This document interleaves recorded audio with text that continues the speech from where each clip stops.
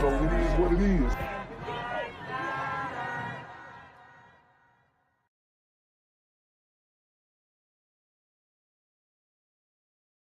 Yo, what's good, BGZM News 17 family? I'm at the corner of Jesse Jackson and Marcus Garvey, and I got some bad news for you. As you can see, I lost my job. I'm out here living in cardboard boxes outside of boarded up vacant homes. YouTube said I'm done getting money out here in these streets. They even took my funky ass suit. So anything right now would help. So go ahead and hit that Cash App, hit that PayPal, hit that GoFundMe, hell, cop the merch. Or if you want to make the long-term commitment to the Jinquavius Jackson Fund, join the Patreon so that I can continue to put out top-notch content each and every day. Also, check out the Rumble, where there is absolutely no censorship. Link in the description box below. Hey, yo, ain't that nigga Jinquavius? Yo, I recognize. No, that's not me no more. Hey, yo, run your pocket. Y'all killing me with this shit. Do the opposite of Antonio Brown and take What all your more shit do off. you want from me? It's aimed at cracking down on businesses that may be contributing to crime problems. As Rob Masson reports, if certain crimes occur on business properties, those businesses may soon be shut down. In their effort to try and tackle crime, the New Orleans City Council has now given the city's police chief broad new powers in shutting down businesses that could be contributing to the problem. And if a business is ever going to be shut down, it's going to be because a judge saw that the business met all the criteria and that was the last resort. Under the measure proposed by Councilmember Helena Moreno, those criteria would be 3 violations of criminal acts on a business property in New Orleans within a single year. And that can actually rack up pretty quickly because New Orleans is super hot. So I don't think that is fair, that specific rule. But what's going to happen is obviously the community is going to be disproportionately affected by this. I know they're trying to show these like druggy gliders here, but the reality is it's the brothers chilling outside with a cup of lean and a Black and Mild or something like that, or a Bleezy, blazing, posted up, looking hard. That's going to end up causing a lot of the situations that might go down at these businesses. Those crimes include, which are very clearly listed on the ordinance, distributing, storing, or manufacturing controlled substances, storage or possession of stolen property or unregistered firearms, or the furtherance of a crime of violence. As the council debated the nuisance ordinance, concerns were raised about possible unfair enforcement. Even when the intent is good, it seems like in many cases that the disparaged community bears the brunt a lot more than the violators who are in other communities. Moreno said the bill will include a reporting element to monitor the racial breakdown of those who are shut down. We don't want to ever be there ever be any accusations of subjectivity. We wanted to make sure that it was like, nope, it's about meeting the criteria. Yeah, and like I said, the issue is that some of these businesses in the community, they're not doing business the right way. They're just not doing business the right way. And this is definitely going to have an impact on the community. The measure received unanimous council support, especially in light of a recent incident where a Baton Rouge bar was shut down after Madison Brooks of Covington was allegedly raped and died on a Baton Rouge street after visiting a bar there. In light of what just happened in Baton Rouge in particular, that we have an even greater onus to make sure that we're enforcing this. But the thing is, like, how I know in this case with the bar, that business is definitely liable. But at the same time, are you just going to hold businesses responsible for what people do off the premises of their establishment just because they got lit at that establishment? I don't really think that's fair. Equitably and evenly. The new nuisance law will not apply to residential properties, only businesses. And the measure provides for a business to be shut down for up to 2 years and possibly face civil penalties if it is declared a nuisance by a civil court judge and padlocked by police. Elena Moreno said she modeled the statute after a similar law put in place in Baltimore by former New Orleans Police Chief Michael Harrison. Meg. Of Charbonnet Funeral Home tells me someone broke in their facility, but he fears that the break-in stems from the unhoused population that's been growing underneath the Claiborne Bridge. I've been here for 135 years, my family, and I have a whole block here. I can't just fold up the cotton and leave, you know. And my man said, "Fold up the cotton." No pun intended. It's beginning to hurt me. The uptick in crime in New Orleans impacting one longtime business owner. It's not the normal break-in that you would see. People want to take televisions and all these other things. They didn't take those kind of things. They took things that they could dispose of very quickly. Louis Charbonnet believes the break-in had something to do with the growing unhoused population under the Claiborne Bridge. He fears if not addressed, his business will suffer. They took a lot of linens, blankets, things that we use just at the funeral home. I got a first-hand look at the conditions under the Claiborne Bridge. Here under the Claiborne overpass, you see the large encampment, but it's on public property. So the city has restrictions as to what can happen on public property. I asked Councilman King, how can the city remove Mardi Gras ladders from public property then? He says the rules are tricky. That's a tricky answer. If someone has an encampment on a private property, the city can't go onto that private property and remove those individuals. Charbonnet wants the city to come up with a solution rather than a temporary fix. I don't know exactly what the powers that be can do, but they need to do something. And I know there's something that can be done. Yo, what's good, BGZM News 17 family? I'm at the corner of Jesse Jackson and Marcus Garvey, and I got some bad news for you. As you can see, I lost my job. I'm out here living in cardboard boxes outside of boarded up vacant homes. YouTube said, I'm done getting money out here in these streets. They even took my funky ass suit. So anything right now would help. So go ahead and hit that Cash App, hit that PayPal, hit that GoFundMe. Hell, cop the merch.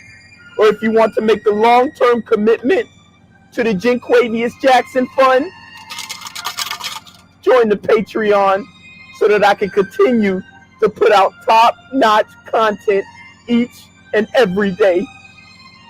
Also, check out the Rumble, where there is absolutely no censorship. Link in the description box below. Hey, yo, ain't that nigga Jinquavius? Yo, I recognize. No, that's not me no more. Hey, yo, run your pop. Y'all tell me what this shit. Do the opposite of Antonio Brown and take What all your more do you want from me? An Uber driver shot in the head by a passenger is recovering in the hospital and sharing what happened in her vehicle on Friday in a Dang. So from robbing funeral homes to shooting Uber drivers in the head, the community, you have outdone yourself. Look, man, I really coming here day to day and putting out these videos, it's not easy because I see so much of this, and it really is heartbreaking because it's almost like people just are not aware that this is going on in mass. It's wild. arrest reports. Gulfport police say Linda Buford was Ubering 17-year-old Triniel Coates Jr., who rented the ride under his older brother's name. Coates allegedly pulled out a gun and shot Buford in the head. Dang, so his older brother set it up, and it looks like bro definitely spazzed out on Shorty.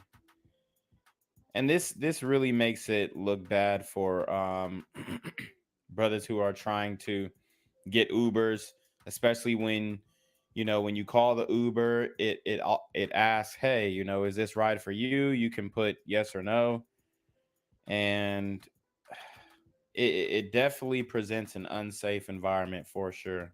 That happened near the intersection of Tennessee Street and Chicago Avenue in Gulfport.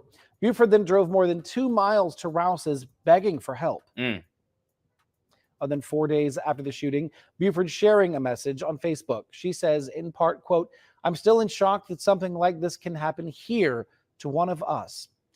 I was meant to be killed, shot point blank in the back of the head. The teen gunman is being held at the Harrison County Adult Detention Center on a $250,000 bond.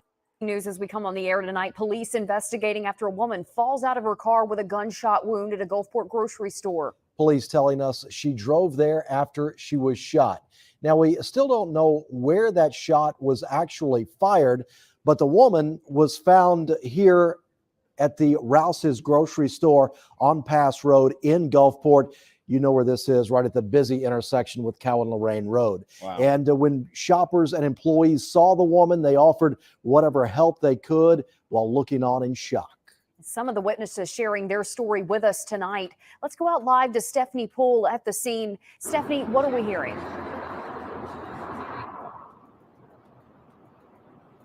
Yes, that's right, Jennifer. The Rouse's market scene is pretty quiet right now. Earlier this evening, emergency agencies filled the parking lot to go where the victim was found hurt. We're going to go ahead and pull up that video to show you some of those images. Now, once again, Public Information Officer Sergeant Jason DeCray says Gulfport police got the call around 6:22 tonight. As of now, officers continue to search for a suspect. A description of the shooter and vehicle has not been released. Witnesses reach out and tell us that the moments of the victim was found in her car. One person says she was covered in blood on her shirt, asking and crying for help. She was laying on the ground near the entrance. Shortly, officers arrived to administer aid to her and take her off to the hospital. DeCray says they are continue working to gather those details. Let's go ahead and take a listen. About 6:22, we got a call of a shooting victim at Rouse's. When we arrived, officers learned that it occurred at a different location, and the victim just drove to Rouse's. Her current status is stable. And that's all I've got. It's still an ongoing investigation. We'll release more updated information as it becomes available. The Rouse's market is now back open for business. Live here tonight in Gulfport, Stephanie Poole, WLOX News Now. Back to Man, Uber is very dangerous. You have to be careful when doing it. Lyft, all that kind of stuff. You can get caught up in a very, very dangerous situation. And that's sad, man. This story is just sad. I keep saying that unfortunately it looks like the super gremlins are out here hunting gliders, and I wish it didn't look like that, but that's what I mean, for no reason. Why it reminds me of that other one, the other story from Chicago, I believe, where a very similar thing happened, but they actually deleted that woman. So it's all bad, man. But y'all got to be safe, especially driving Ubers. These super gremlins are on demon time. you in the studio. Thanks, Stephanie. Again, this is a developing story, and we're expecting to learn more. Stay with us for updates. She's lucky to be alive. An Uber driver shot in the head just 13 days ago. Tonight, an interview you'll only see here on WLOX. For the first time tonight, Linda Buford shares her harrowing story and her message for the teen charged with pulling the trigger. 10 seconds. 10 seconds to make a life-changing decision. That's all you get. So if I didn't hit it, I'm going to drop. I'm losing my motive. It started off like any other Friday night for Uber driver Linda Buford. Let's see how much money we're going to make today, right? She's Guys, the fact that she's still going is crazy. These Uber drivers, you know, they really do some great things, taking people from here to there. But the way that the community is just taking advantage of these individuals is absolutely insane. Okay, shouldn't happen at all. You know, like I said, this is not the first instance, and it kind of reminds me of that video in Memphis where the Super Gremlins were saying that, hey, you know, now we're gonna start targeting grandmas and all that type of stuff, kids, and this is where it has come. This is where we're at with it. Says Uber offered her a $350 bonus if she met their quota. That prompted Linda to accept rides she normally wouldn't take in areas where she didn't feel safe. When I first started, even being a slightly bit trepidatious of the danger, I was like, you just be smart. You don't go where you know not to go. Going against her better judgment, Linda says she accepted a ride January 20th off Hughes Avenue. Gulfport police say 17-year-old Trinielle Coates requested the ride from his older brother's account. I'm driving to pick him up, and he texted me, and he said, go around to the side where the mailboxes are. It's dark, very scary back there. Usually within 30 seconds, they're in the vehicle. And it was like 4 minutes. When Coates finally got inside. Yeah, she should have left. She should have left, honestly, because it is hot in, I mean, it's hot all across the states, but especially in this area. Her vehicle, Linda says he didn't say a word, even when she tried to speak to him. To be honest with you, I was scared. I'm watching the time. I'm pulling down the road to Tennessee Street, and I'm pulling down the road, and I said, is this it, maybe? And he goes, drive to the stop sign. And so I did, and then I stopped, and he opened the door. I had my foot on the gas. I said, thank you, have a nice, bam. And I knew it. I knew it. I knew it, and I felt it go in, and I felt it somewhere, and it shoot out. Wow, man. For no reason, literally no reason. These Super Gremlins are on demon time. Linda hit the gas, driving nearly 80 miles an hour away from Tennessee and Chicago avenues. She laid on the horn, speeding through neighborhoods. I was coming down Pass Road, and I knew that Rouse's was about 2 miles away. So I was like, and that. And Rouse's, remember, Rouse's is where that comedian actually was shot at, and he was hit with a stray. He wasn't even the intended target. So very dangerous out there in New Orleans. I got on the road, and my phone's right here, so 911. So 911 was emergency. I was like, I've been shot, but they couldn't understand me. And I'm like, you've got to be kidding me. Linda made it to the Rouse's parking lot. Confused shoppers walked out of the store to find her on the ground just outside her SUV, begging for help. Medics on the ground sent her by air to an out-of-state hospital. I knew I was going to live. I got the helicopter, and I had the head on, and the spots to ride, and the blood stopped. I felt like I was going to live. What do you think his intentions were in The shooting car. I just wanted the car. So he was trying to jack the whip. I mean, it's so crazy because you call the Uber, it's evidence, like your brother called the Uber. It's like, how are you even going to explain that? How are you even going to explain that? I told you guys, we're living in a crash out culture. Question she can't answer. Why her? I have a baby. And it's me. What should be so important to you? You want to destroy my life. I'm going to ask myself, what should you be so desperately that my life, my family, and my baby mean nothing to you? I mean, I told you guys, these Super Gremlins don't care. She was probably very woke before this. And, you know, it is what it is, man. It is what it is. crazy. Now, before the shooting, Linda was a well-known on the coast for operating several fitness businesses. She even won Wheel of Fortune in 2007. She was only doing delivery and driving work to supplement her income. And even though she's severed ties, Linda still wants to help Uber and other rideshare companies protect their drivers. Gang violence and other kind of violence.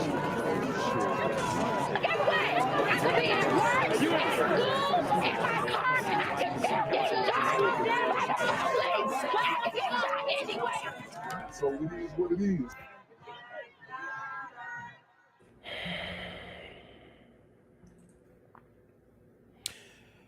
What's good, Shadow Realm? It's the Black Gen Z Mindset. Make sure you go ahead and like, comment, share, subscribe, and let's get into the video. So, bad news, guys. Bad freaking news. And before I give you guys the bad news, if you can read the title of the stream. I've done the work. I put in the work on this channel. I'm not sure about the future of this channel. Genuinely, I'm not. And this is just like my authentic thoughts. This is just me kind of reflecting on all the work that I've done, all the hard work in editing and producing this content, all the research that I've done for this channel. I mean, I love doing these videos, guys. And this decision from YouTube has, it's gotten me very emotional. And I see people go to Odyssey, go to Rumble. This is how I know y'all don't follow me. It's how I know y'all. I mean, and I'm not putting any of the blame on you guys. I got a lot of people in here who support me. I'm already on every other alternative platform. Nobody goes over there to support. All my videos are backlogged on Odyssey and Rumble. I get 1 view. So, I mean, it's obvious that y'all have a brand loyalty to YouTube. And that's fine, because this is the biggest video sharing platform in the world, arguably, right? So everybody's like, go here, go there, go here, go there. I'm already fucking there. I'm already there. Okay. Nobody gives a fuck. Let's just keep it a buck. Let's just talk real. And I'm going to show you what YouTube said about my channel. Okay. I'm going to show you what YouTube said about the channel. Why I was refused monetization. So here we are. This is my YouTube dashboard. Sorry, let me, okay. It's my YouTube dashboard. Your channel wasn't accepted for monetization. After reviewing your application, we found that your channel does not follow YouTube's monetization policy. So, guys, as you know, I don't curse in my daily uploads at all.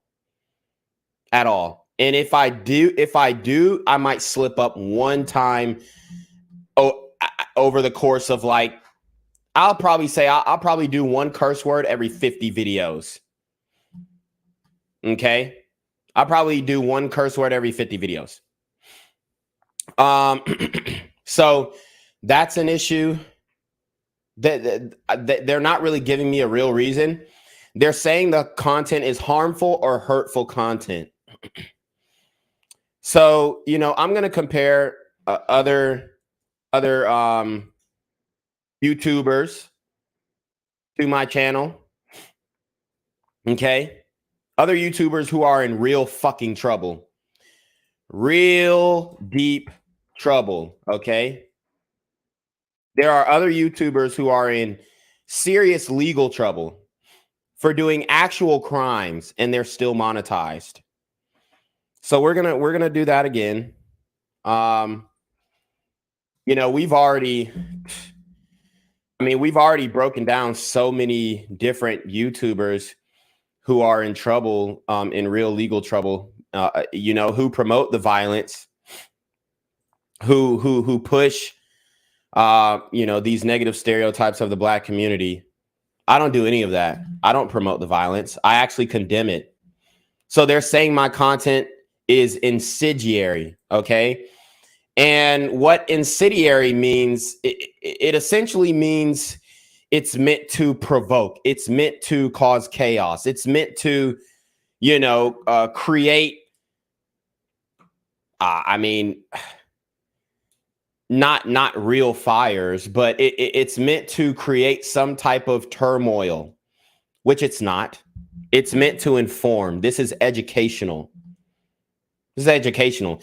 And I wish that we could like sit down with a YouTube rep or do a Zoom call and say, hey, what specific videos are harmful or hateful or incendiary or any of that nonsense? Because my videos are furthest from that. My videos are about education. My videos are about keeping people, Americans, safe, not just Black people, not just white people, not just Hispanics. It's about keeping everyone safe. Okay.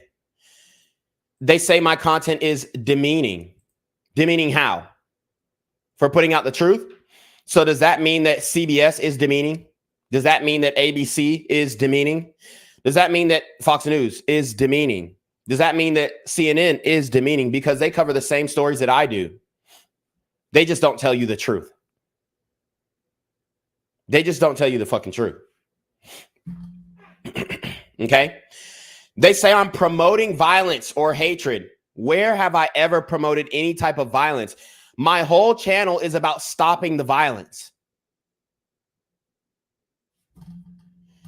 When have I ever promoted any violence? They're saying, I fuck with you, Krabby Turtle. Ever consider hiring a lawyer? With what money? I'm demonetized, bruh. I'm demonetized, and I'm not trying to like shoot down you guys' solutions, but hire how? Like, come on, bro. How? With what money? I'm gonna have to retain a lawyer, and they get paid hourly, $100 an hour, nigga. With what money? I mean, nobody's donating to the channel.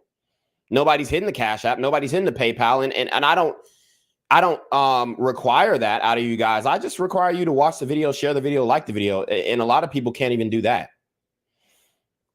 And I'm not trying to shit on my subs. I love you guys to death. And, you know, I'm upset that I can't build this channel the way that it's supposed to be built. Guys, I've been stuck at the same sub count for ever since I've been demonetized, 90 days. So ever since I was demonetized, I've been stuck at the same sub count. So, you know, everybody has these solutions on what to do and whatever. I've already branched out to every single platform. Nobody goes over there to support. Okay, because y'all have loyalty to YouTube. It's called brand loyalty. And even though we all complain about YouTube, we all have brand loyalty to YouTube. Okay. And that's just the facts. I got brand loyalty to YouTube. You guys have brand loyalty to YouTube. And you can't deny that. If you have loyalty to Alphabet, which is Google, you got brand loyalty to YouTube. If you use a Google search engine, you've got brand loyalty to YouTube. So I'm promoting violence even though I'm talking against the violence. Okay. Are the news channels promoting violence? CSNBC or MSNBC rather, CNN, you know, ABC, are they promoting violence too? Are these news anchors who cover the, I mean, how else are we supposed to get the fucking news out if we don't promote the realities of what's going on in the community? Yeah, I have a second channel too. I promote it. Nobody goes over to sub. It's BGZM News 17. It still hasn't, you know, I mean, I hear all you guys' suggestions and I'm open to the suggestions. But if I see a suggestion that I've already done that, you know, the subscribers, and like I said, I'm not blaming you guys at all. It's not your fault. But my point is that as a YouTuber who does very sensitive content like I do, I don't know what it is, but nobody nobody really goes and supports. Nobody really goes and supports the links in the description box. I mean, I've got a 1-minute commercial in between every video and nobody cops the merch. Nobody, donates. Nobody goes and supports the GoFundMe for independent alternative news media. Nobody really, goes to the second channel, even though the second channel has been created since I created this channel. And I created a second channel for a reason, because I knew that this was likely. I'm actually streaming from my second channel as we speak. Let's see. We got 2 people watching from BGZM News 17. I'm telling you guys right now, everything that you've thought of, I've already done. So, but that's not important. What's important is I keep bringing you guys this motherfucking truth. How about that? What's important is that I keep standing on motherfucking 10. How about that, nigga? We gonna keep going. Okay? We're gonna keep going. I don't care what they have against me. I don't care if I'm demonetized. I don't give a fuck if I'm getting 1 view. I mean, I care. Yes, I do care. But that's not going to stop me from putting out this content. So all in all, guys, quoting the great Wolf of Wall Street, I'm not leaving. I'm not fucking leaving. You dig? And we are going to expose. We are going to expose other YouTubers who are still up, who are promoting violence, who are promoting violence against black men. We're going to expose that shit. We're going to expose it. So let's look at other YouTubers who are monetized. Okay. And yes, they're going to be fucking musicians. Yeah, they are. K-Flock. All right. And I'm not trying to single this brother out, but he is a super gremlin on Demon Time. Okay. And he is currently, he has 731K subscribers. He is, that's 100 times more than I have. He is in gaining subscribers every day. He is currently monetized on YouTube. Okay. He is currently under investigation for a RICO case. I believe it is a state RICO case. New York State. Okay. He's getting all these views. He killed a man. He's promoting violence in his fucking music videos. They're literally waving guns at the camera. He's still monetized.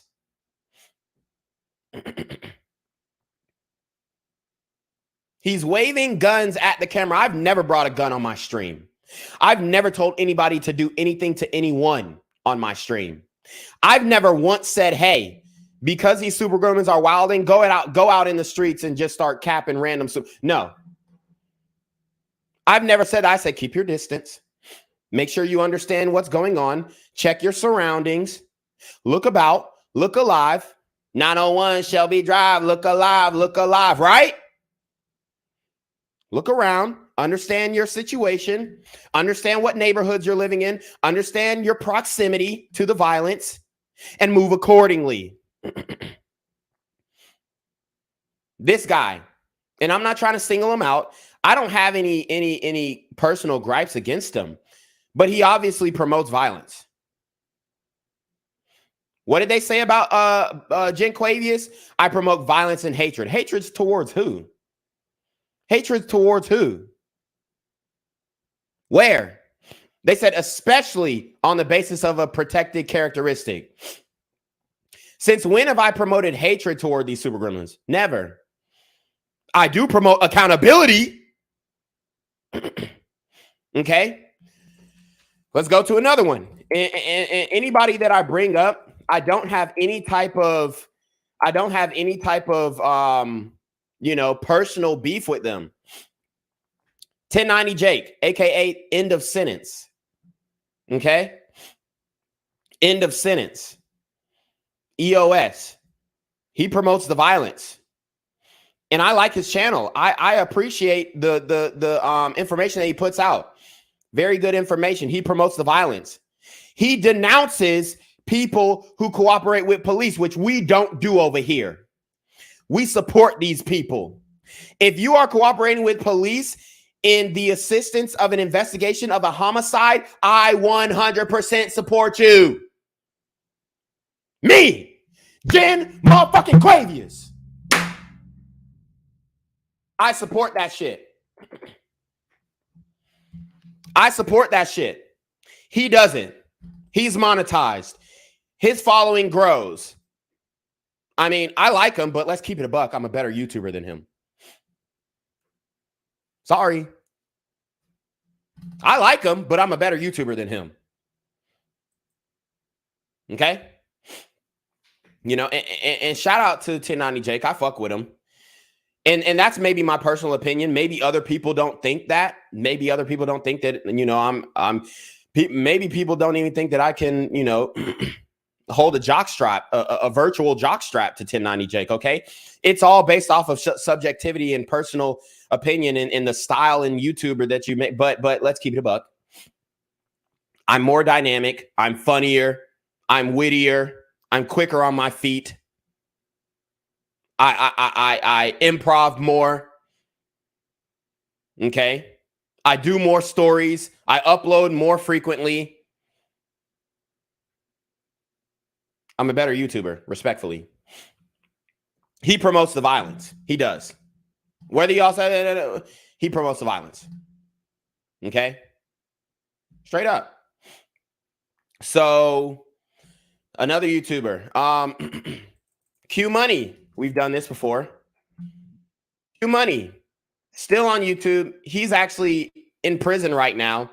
His channel's still demonetized or monetized. He's in prison right now for killing his best friend. I did a story on this. He's still monetized. Okay? He's still monetized.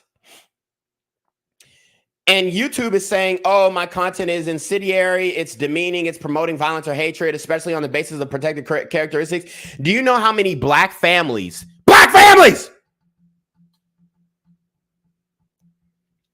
do you know how many black families have come into my DMs and said, hey, man, I really appreciate you doing that story on my cousin.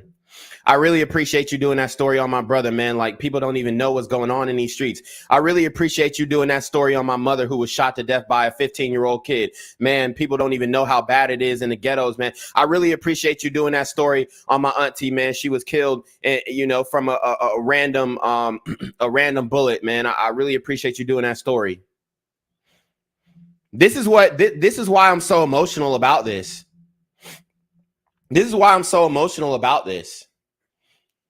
Because people come to me and they say, you are doing the Lord's work. There was an Army veteran. I did a story on his brother who got killed, the one who was in Atlanta. And, you know, his mom was kind of dumbfounded as to why he, you know, the young man got killed. They met up in a park. He was shot to death. He lost the duel. Okay, he had ops. He was participating in the op culture. His brother actually hit me up, and I'm not going to say his name, but y'all guys can go do your research. But his brother actually hit me up, and he said, hey, man, you know, the thumbnail, it hurt my mother's feelings. It hurt my mother's feelings. You know, if you don't mind, could you just change the thumbnail or take the video down? I told him, look, brother, I respect you guys. My job is to spread awareness. He said, you've been doing some great work. Matter of fact, let me read exactly what he said. He said, you've been doing some great work, brother. I respect your work.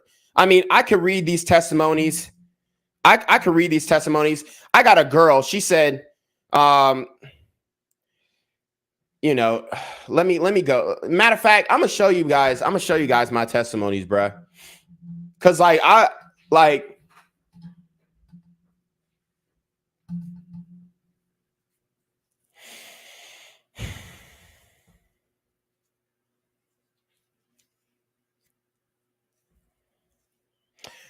this shit is real for me, y'all.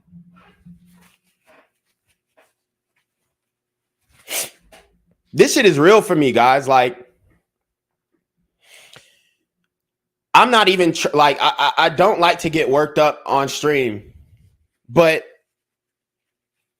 and it's not about the money, y'all. It really isn't. It's about the message, and it's about the passion that I put into these videos. It's about the exposure that that these families don't get, because nobody gives a fuck about a little black kid getting killed.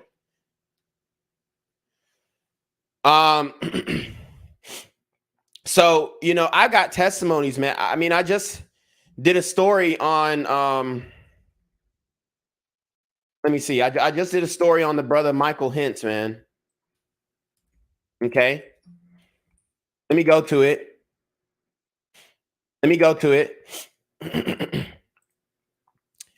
Did a story on the brother Michael Hintz, 13-year-old boy.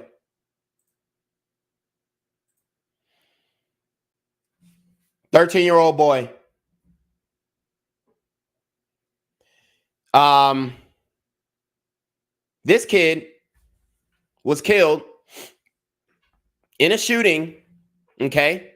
He got spun on in an abandoned house. Okay. I believe it was in Baltimore. If I'm not, either Baltimore or Detroit. He was killed. His sister reached out to me. I'm not going to say her name.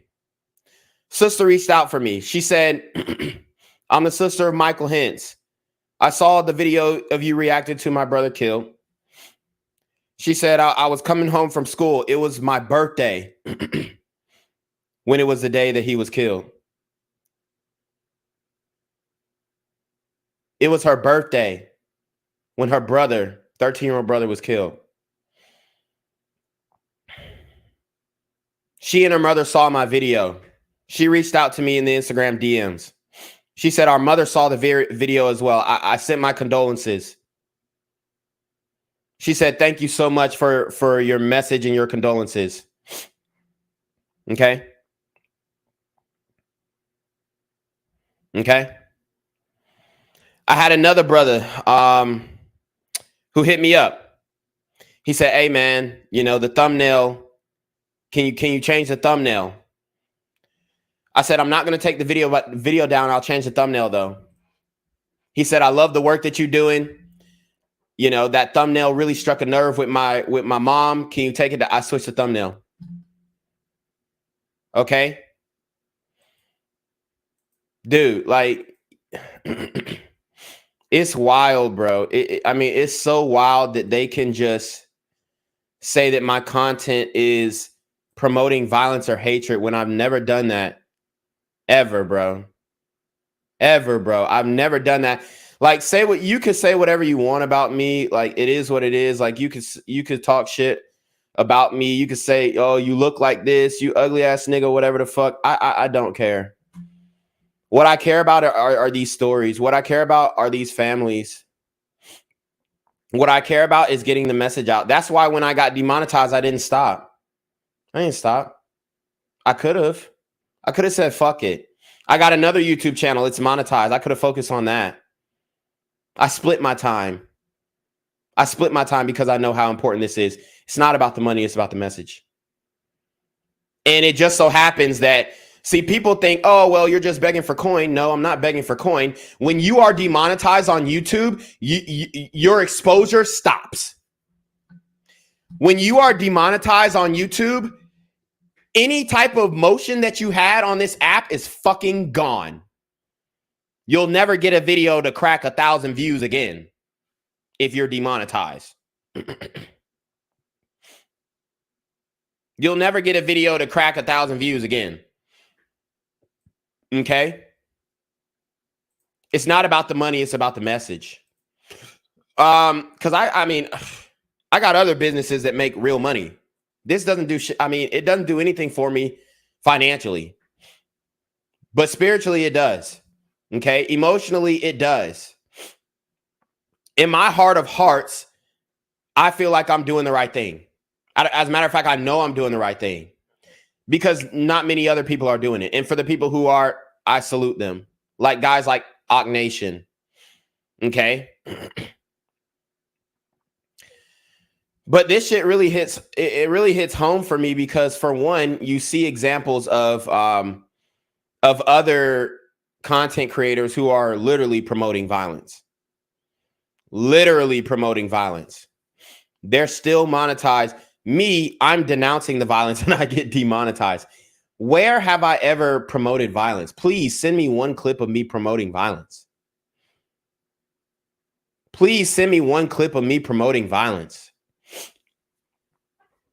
Nobody does the stories that I do. How am I promoting violence, bro? So, and I understand that they want to break you as a content creator. They want to break you. They want to break you.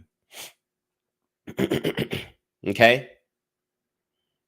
But y'all don't know how many families have come out and said, man, I appreciate you doing that story on my family member. Because nobody else was exposing it. Nobody else was putting out the truth. So, you know, y'all may not think I'm genuine with this shit. Y'all may think that I'm a grifter. Da, da, da, da. If I was a grifter, then I would have been stopped when I got demonetized 90 days ago.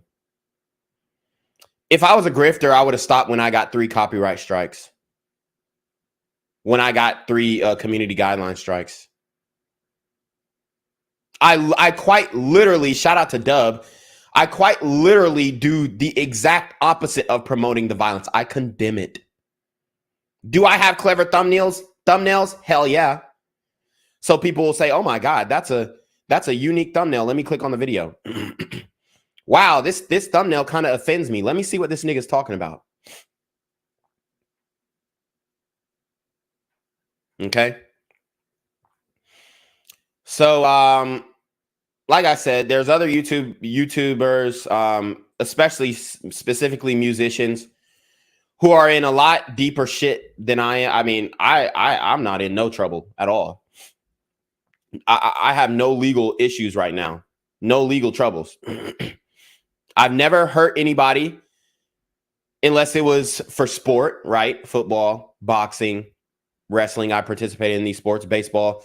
One time I accidentally I hit a home run and I flipped the bat and the bat hit the catcher.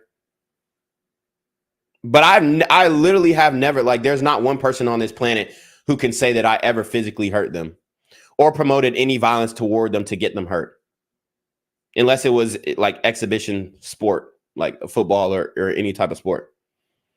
It's not one person. K-Flock facing RICO charges. He killed somebody. He's awaiting trial on a second-degree murder charge. He was in possession of an illegal firearm. Firearms are illegal in New York. Right? I don't know if it's the whole state, but specifically where he was, Harlem, 100% illegal. He's still monetized. I'm not trying to single him out. I'm just showing you guys examples of people who promote. What did they say about Jen Quavius? I promote incendiary, demeaning, or promoting violence or hatred, especially on the basis of a protected class. This dude literally raps about killing black men every single fucking day. Okay? That's the reality.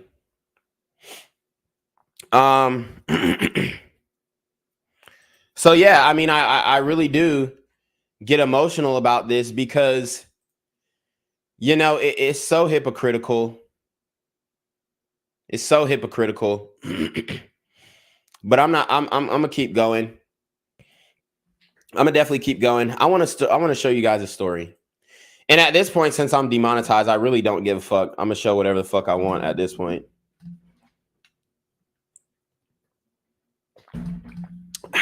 So, I mean, because there's no real burden on me to, oh, let me make sure I'm doing this right. Let me make sure it's over. They're saying, oh, you can reapply for monetization on the 26th of March. I'm all right. I'm good. I'm good. Bro says Alec Baldwin's still monetized, right? Let me show you guys this video. at this point, I mean, I have nothing to lose, right? I have nothing to lose, so I really don't give two fucks about, oh, it's going to be, oh, there's violence in this video. Then whatever. As long as I'm not showing gore, I'm good. I know many of you guys who follow this channel have probably seen this video. And for the YouTube reps out there, the YouTube oligarchs or the YouTube dictators, this is not me promoting the violence. This is me condemning it. And like I've said before, I mean, I literally just did a stream on this. And the title was Liberal White Male Teachers and Female Teachers Cannot Handle Teenage Black Teens. Okay. Well, the actual title was Liberal White Male Teachers Cannot Handle Teenage Black Girls. And then I did a story on a 13-year-old black girls attacking this Hispanic girl. But my point is that these liberal leftist, woke teachers cannot discipline their students. And this is a perfect example of this. This is a perfect example of this. So if this is me promoting hate or promoting violence, then so fucking be it. So be it. Because this message needs to get put out. Watch this video. Watch this woman right here. Watch this woman right here. She was attacked. Boom. This is a 6'6", 250, 60-pound black man running at a teacher. She heard him. Look, she heard the footsteps. She turns. And this is a 15, 13-year-old kid. And he straight comes across. I mean, he rips through the offensive lineman. Right? Does a pit remover on the end, and then boom, comes around and sacks the quarterback. And after he sacks the quarterback, he does some unnecessary roughness and incurs a 15-yard penalty. So he pushes her down. She's KO'd at this point. 6'6", 270. Shout out to Trash Media Group. 6'6", 270. Black kid. Unfortunately, it doesn't bring me joy to say this. But like I said, liberal white teachers cannot discipline black kids. So for an all-black school, I recommend black male teachers. No female teachers, all black male teachers. Okay?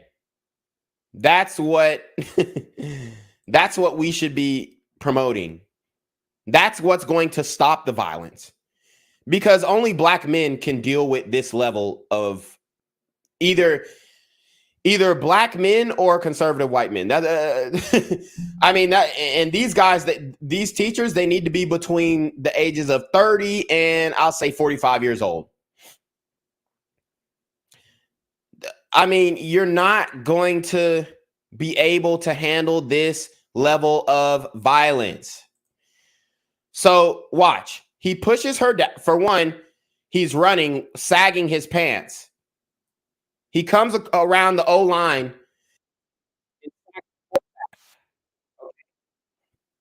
This is why girls shouldn't play football. No, I'm just kidding. I'm just using this analogy so they don't, I'm trying to throw off the annotation in the algorithm, right? So boom, the defensive lineman comes, he's sagging his pants, and this is a maneuver that I've talked about endlessly.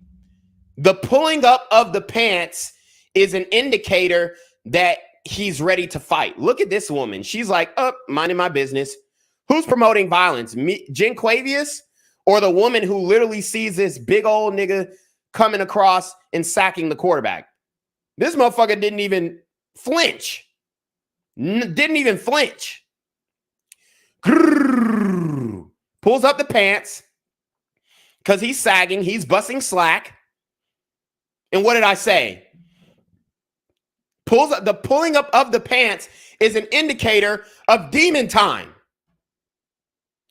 The pulling up of the pants is an indicator that a black man is about to get violent. He pulls up the pants. He literally has 3 pairs of shorts on. This was very common in high school. The nigga has 3 pairs of shorts on. Brrr, slams her, stomps her out, beats the shit out of her. He's literally beating her unconscious body. This is a woman. Look how many people it takes to get this nigga off of her. This man is 6'6", 270 pounds. And all the news stories on it, there's no commentary. It's just the video. Ah, man. Very few commentary. At least the ones that I'm looking up. The videos that I'm looking at, there's no commentary. It's just the footage. Why? Because they're fucking cowards. They're scared to speak on it.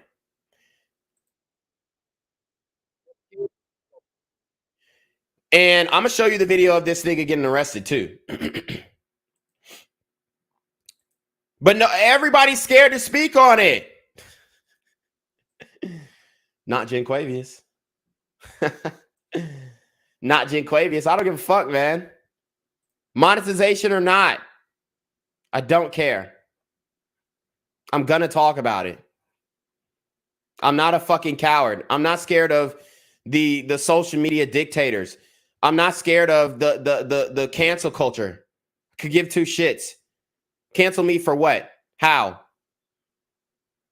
There's nothing to cancel me for. Okay? Clean as a whistle. Yep.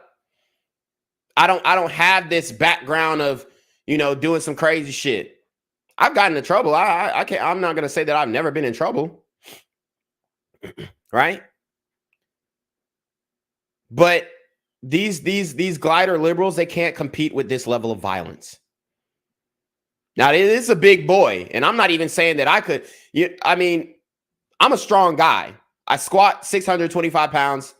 I bench 425 pounds. Power clean 315. I'm pretty ripped. I'm in really good shape. It would be tough for me, and I played D1 football. If this guy was coming across the line, and I played running back, so I had to block defensive ends and linebackers who were 6'5", 6'6". I've had to block Will linebackers, Mike linebackers. Okay, for all my football geeks out there, I blocked these guys, and I've stuck my fucking forearm in their chest, and it would be hard for me to stop this guy. And he's in fucking high school. He attacked this woman because she took his Nintendo Switch. She took his video game that he was using and distracting the class with. She disciplined him in a very reasonable way by taking the device that was causing the distraction. And this is how he reacted. So he's beating the shit out of her, and they're holding her back. This woman's filming. They're holding him back. What do we say to this? Sisters, come get your kids. And if you think that a single mother can discipline this man, you've got to be out your fucking mind. If you think that a single black woman could discipline this man, you've got to be off your fucking rocker. But this is what y'all are supporting. This is what y'all keep advocating for. Shout out all the single mothers. This is why these boys are so bad, because they don't face consequences. They don't face discipline. And I guarantee his mama is probably like, why the hell she took that thing from my son? She stole from my son. She deserved everything she get. But then if a resource officer would have came in and shot that little nigga, then all hell would have broke loose. Why are these cops in the schools? Get the cops out the schools. Fuck that. That nigga deserves to get his ass beat. by someone his damn size. Straight up. Now, do we feel sorry for the white liberal teacher? It's debatable. I'd have to see her political leanings. No, but I mean, I'm saying that in jest, but I mean, seriously, she voted for this. All of these women voted for this. Every single woman in this picture voted for this. So be it. So be it. And if they saw my channel, I guarantee they would report my channel. So, hey, you get what you asked for, okay? You get what you asked for. It took several teachers to pull this young man off. Okay? Which goes to my point. Liberal white teachers cannot handle the level of violence that young black teens are able to inflict on their prey. This is just reality. Okay? Here's a video of him getting arrested. Turn around. Stand up for me. Completely compliant to the white officers. Completely compliant. He didn't have no smoke. Why? Because he understands male authority. Guess what they said? They said, get a big ass country ass cop to come in and handle this nigga. Get a big ass white man to come handle this nigga. That's literally what they said when they called the police. What else could they have said? Okay? You're not going to call a female cop for this. We already seen what he did to the bitch. What else are they going to say? There's nothing to say. Get the biggest white man with handcuffs and a gun that you can to handle this. Put your hands behind your back. Turn around. Turn the other way. Stay right there. Got it? Mm-hmm.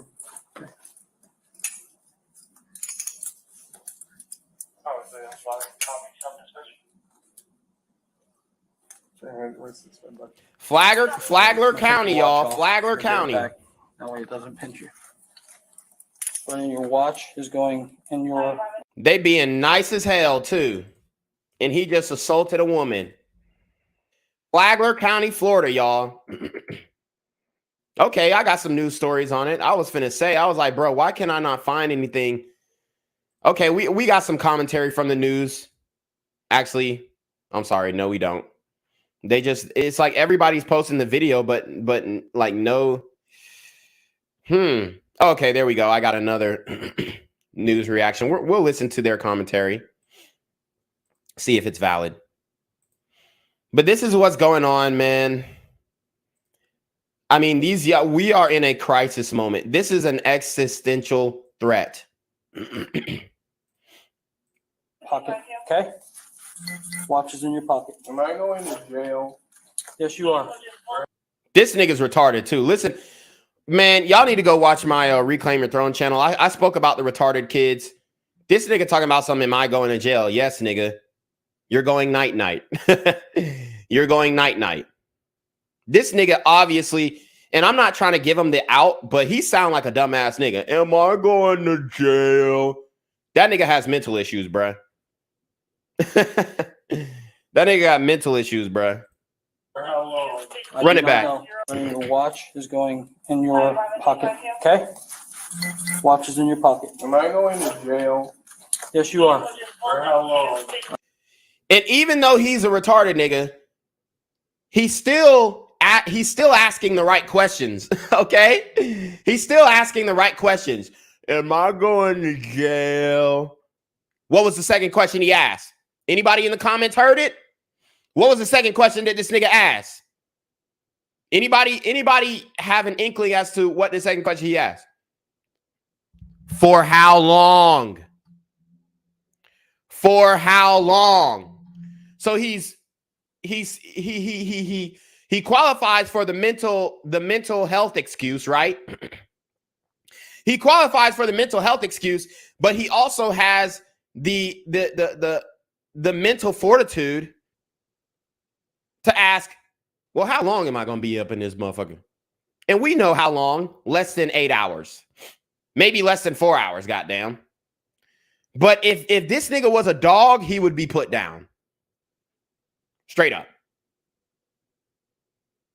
If a dog attacked a human like this, that dog would be taken out back and he would go to the farm. He would go to the farm. This guy's going to get booked in and he's going to be released immediately. Just call your mama. She going to come pick you up. This nigga, I mean, bro. Come on, y'all. And y'all are trying to make it seem like these kids don't know what the fuck they doing. They know exactly what they doing. I do not know. I don't make that determination. Deputy King's locking them, so when you sit down, they don't tighten up, okay?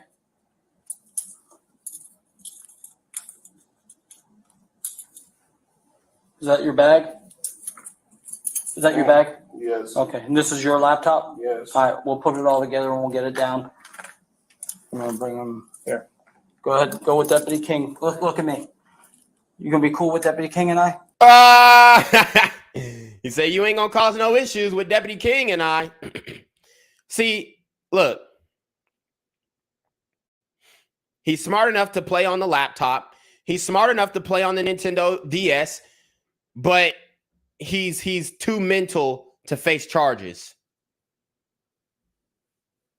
This is why will continue to happen. And I would love to hear what this glider teacher has to say. I guarantee she's making all types of excuses for him. And that's why I don't feel sorry for her. I don't even know what she said yet, but I mean, I'll put whatever money that YouTube, has taken away from me. Money that I don't even have, I'll put that on it. All the money that YouTube owes me for putting out content, I'll put all that money combined on the fact that this teacher will make every excuse in the book for this little nigga. Facts. I don't want to go to jail. Well, Brennan, look at me. Look at me. I have more important places. He has more important places to be. Where? Like a mental asylum? Like Arkham? Right? Arkham Asylum? Isn't that the asylum from Gotham City? That's where this nigga needs to be. Okay? That's where this nigga belongs. Understand. You can stop manhandling me. Nobody's manhandling you, Brian. Did you see what this nigga... Bro, I cannot believe he said that. This nigga, I mean, at this point, this nigga ain't even retarded, bro. I can't even give him that excuse anymore. I literally can't give him that excuse. He literally had the nerve to say, you can stop manhandling me.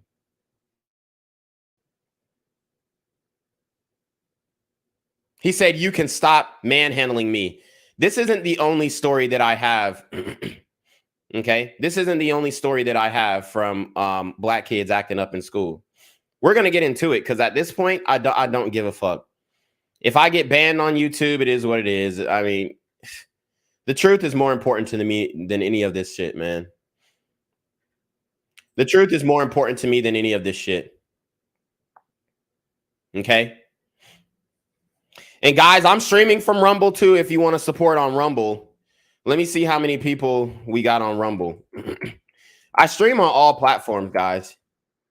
Y'all need to get with it, man, because y'all keep overlooking my streams. We got 10 people watching on Rumble. Okay, so that's good. That's up. That's up. Shout out to Middle Line on Rumble. He says Rumble is the future. Yeah. Rumble is the future, guys. Hopefully. Okay. But this is what is going on in the community. This is what's going on at black schools. He literally had the nerve to say, stop manhandling me. How about what you did to that glider woman? Would we consider that manhandling? Do unto others as you would like done unto you, black man. Please. And stop playing the victim when you get caught, black man. Please. This message is for black men. Please stop. Stop. Okay? It's ridiculous.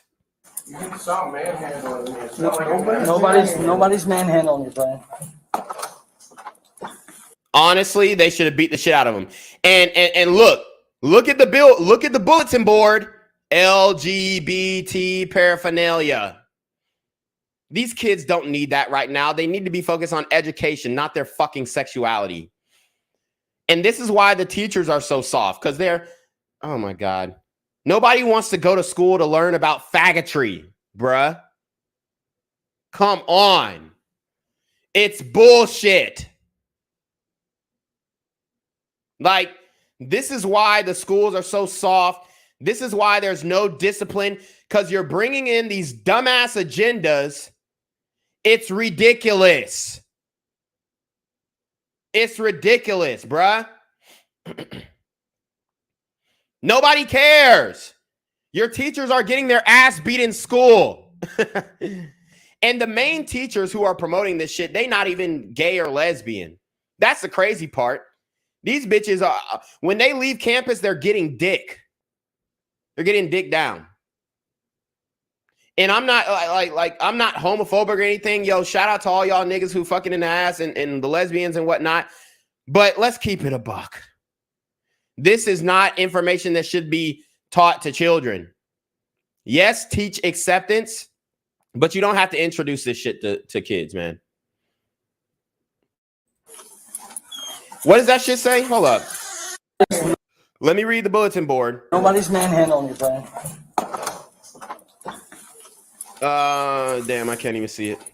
It says this is a safe. Oh my God, Lord have mercy. Nobody's manhandling you, Brian. What does it say? Boom. This is a safe space for LGBT queer students or whatever. Wasn't safe for that damn teacher, was it? I declare this a safe space. 2 minutes later, 6'6", 270-pound black kid beat the shit out of a LGBT queer non-gender identifying female teacher. But it's a safe space. Ah, man, you can't make this shit up. You can't make this shit up, guys. You really can't. You know, and this is why I love doing what I do, man, because there's just so much hypocrisy, and then there's just so much I don't even know what to call it at this point. It's just buffoonery. That's really what it is. It's just buffoonery. So I'm not celebrating this. I'm not promoting this. I'm giving you guys the facts. Okay? I'm giving you guys the facts. So that classroom was supposed to be a safe space, but the person who declared it a safe space couldn't even keep it safe. The person who declared it a safe space, which is the gender neutral, you know, accepting liberal white teacher, female teacher, she couldn't even keep the safe space a safe space. Fuck out of here, bitch. A Flagler High School student arrested for attacking a school employee. The sheriff's office says the paraprofessional at Matanzas High School confiscated the student's Nintendo Switch during class Tuesday. That's a gaming system. Surveillance video from the school shows the student pushed the employee to the ground, knocking her unconscious, and then kicked and punched her. The student was charged with felony aggravated battery. The condition of the victim has not been released just yet. But I mean, that's a juvie charge, right? Is he being charged as an adult? Do we know? So let's really get into the let's go to who really has the onus in this situation. Let's really point at the real cause of this crime and this violence. Okay? And it's not poverty. It's not poverty. All right. I'm going to show you the real cause of all this crime. The real cause of this beating. A device called the Nintendo Switch. We need to ban all Nintendo Switches. This Switch, this gaming device is the reason why black men cannot focus in school. Ban it. Abolish Nintendo Switch. Okay? We need protests. We need outspokenness. We need protection against the Nintendo Switch. This is not a game. Guys, the Rumble link is in the description box below. This is not a game. We need protection against these devious devices. This Nintendo Switch is the cause of all the issues in the black community. Right here. Right here. It's not single motherhood. It's not abuse in the home. It's not negligence. It's not systematic oppression. It is the Nintendo Switch. This is who holds the onus. This is who needs to be prosecuted. This is who needs to be held accountable for their actions. This inanimate object, which has been used to brainwash and mind control these young black males into violence. Nintendo Switch needs to be stopped. Okay? And until I see the full prosecution of Nintendo Switch, I will not stop creating content. I will continue to call out Nintendo as a corporation, as a business, and as a motherfucking issue in the black community. First, though, a horrible situation in the classroom. Deputies saying a Flagler County school employee was attacked by a student. And tonight, a 17-year-old is facing charges. Thanks for joining us. I'm Matt Austin. And I'm Ginger Gadsden. That paraprofessional is recovering after being pushed. Guys, there is no super chat option. There is no super sticker option. I am officially demonetized and will be demonetized for the duration of this channel. If you want to support this channel, hit the Cash App, hit the PayPal, hit the GoFundMe to support alternative media. YouTube does not support the exposure of black on black crime. They want black on black crime to continue. They want to continue to see little black bodies laying in the street. That is YouTube's prerogative, and you can't convince me otherwise. To the ground and being knocked unconscious. As a matter of fact, guys, I was actually thinking about going to the YouTube headquarters and protesting in my cardboard box. Should I do it? Yeah, I think I should do it. Yesterday at Matanzas High School, News 6's Lauren Cervantes is hearing from parents and the sheriff.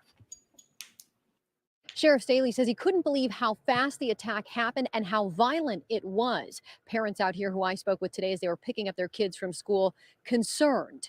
That's awful. I mean, I know, these teachers, that's not what they sign up for. It's difficult to walk that fine line between trying to discipline kids, especially these days. Walk a fine line. Look, I'm just going to say, I'm going to put it like this. Glider liberals who voted for this, get fucked. Get fucked. Get fucked. That's my take. Get absolutely railed. Get absolutely defiled. Get fucked. Because this is what you wanted. This is what you asked for. Get fucked. And most parents will take the child's side before they take the teacher's side. Put your hands behind your back. Parents waiting in line to pick up their students reacting to the arrest of a 17-year-old student from Matanzas High School. The student is facing a charge of felony aggravated battery with bodily harm after the sheriff's office says he attacked a paraprofessional who took away his Nintendo Switch in class. We are not a paraprofessional. Okay, so these I'm pretty sure this is like, the retarded class teachers. and they probably have a background in social work. So whatever happened to, just bring the social workers in here to talk to these kids and let them express their emotions. Buddy expressed his emotions all on her forehead. Identifying the student because of his age and because the sheriff's office would not give details regarding the student's background. So no identification of the student because of his age. So that just shows he's not going to be held accountable. He's going to get juvie charges. He's not going to spend time in prison. He's probably out already. But the school district says the paraprofessional was assigned to that particular student. The tragic part about this is this could have been homicide. Yep. When you push people down like that, especially a woman, don't just, and I need the sheriffs to speak with his fucking chest. When you push people down like that, no, that's a fucking woman against a 6'6", 270-pound man. If you ladies think you have a chance in hell against men, you are out of your goddamn mind. We are not equal. We are not the same. A 10-year-old boy will beat the shit out of a 35-year-old woman. Facts. they hit their head. You never know the outcome. Sheriff Rick Staley describing the incident, saying the 17-year-old. Shout out to Lawrence Manzo for the $5 pledge to the Patreon. I'm actually going to be posting more on Patreon. You know what? And the reason why, like, I'm so just like frank and brutal about this situation is because if you go to Twitter and you see all the white liberals, it's hilarious. I'm actually going to read some of the comments on the video that was posted to Twitter. I'm actually going to read some of the comments on the video that was posted to Twitter. It's actually hilarious, the debates and the coping and the justifying. And my thing is, the sheriff said, oh, when you push a person down like that, no, when you push an elderly woman down like that and then repeatedly stop and beat her head. Come on. The tragic part about this is this could have been homicide.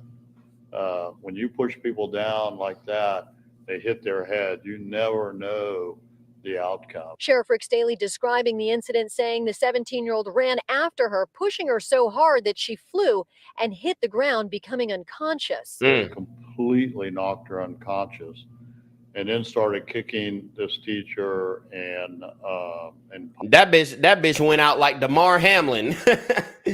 That bitch went out like she had a damn heart attack, boy. When she seen that big old nigga rushing her, she was like, her life flashed before her damn eyes. Punching her throughout her body, face, chest, very, very violently. According to the report, the student punched her about 15 times while she was unconscious.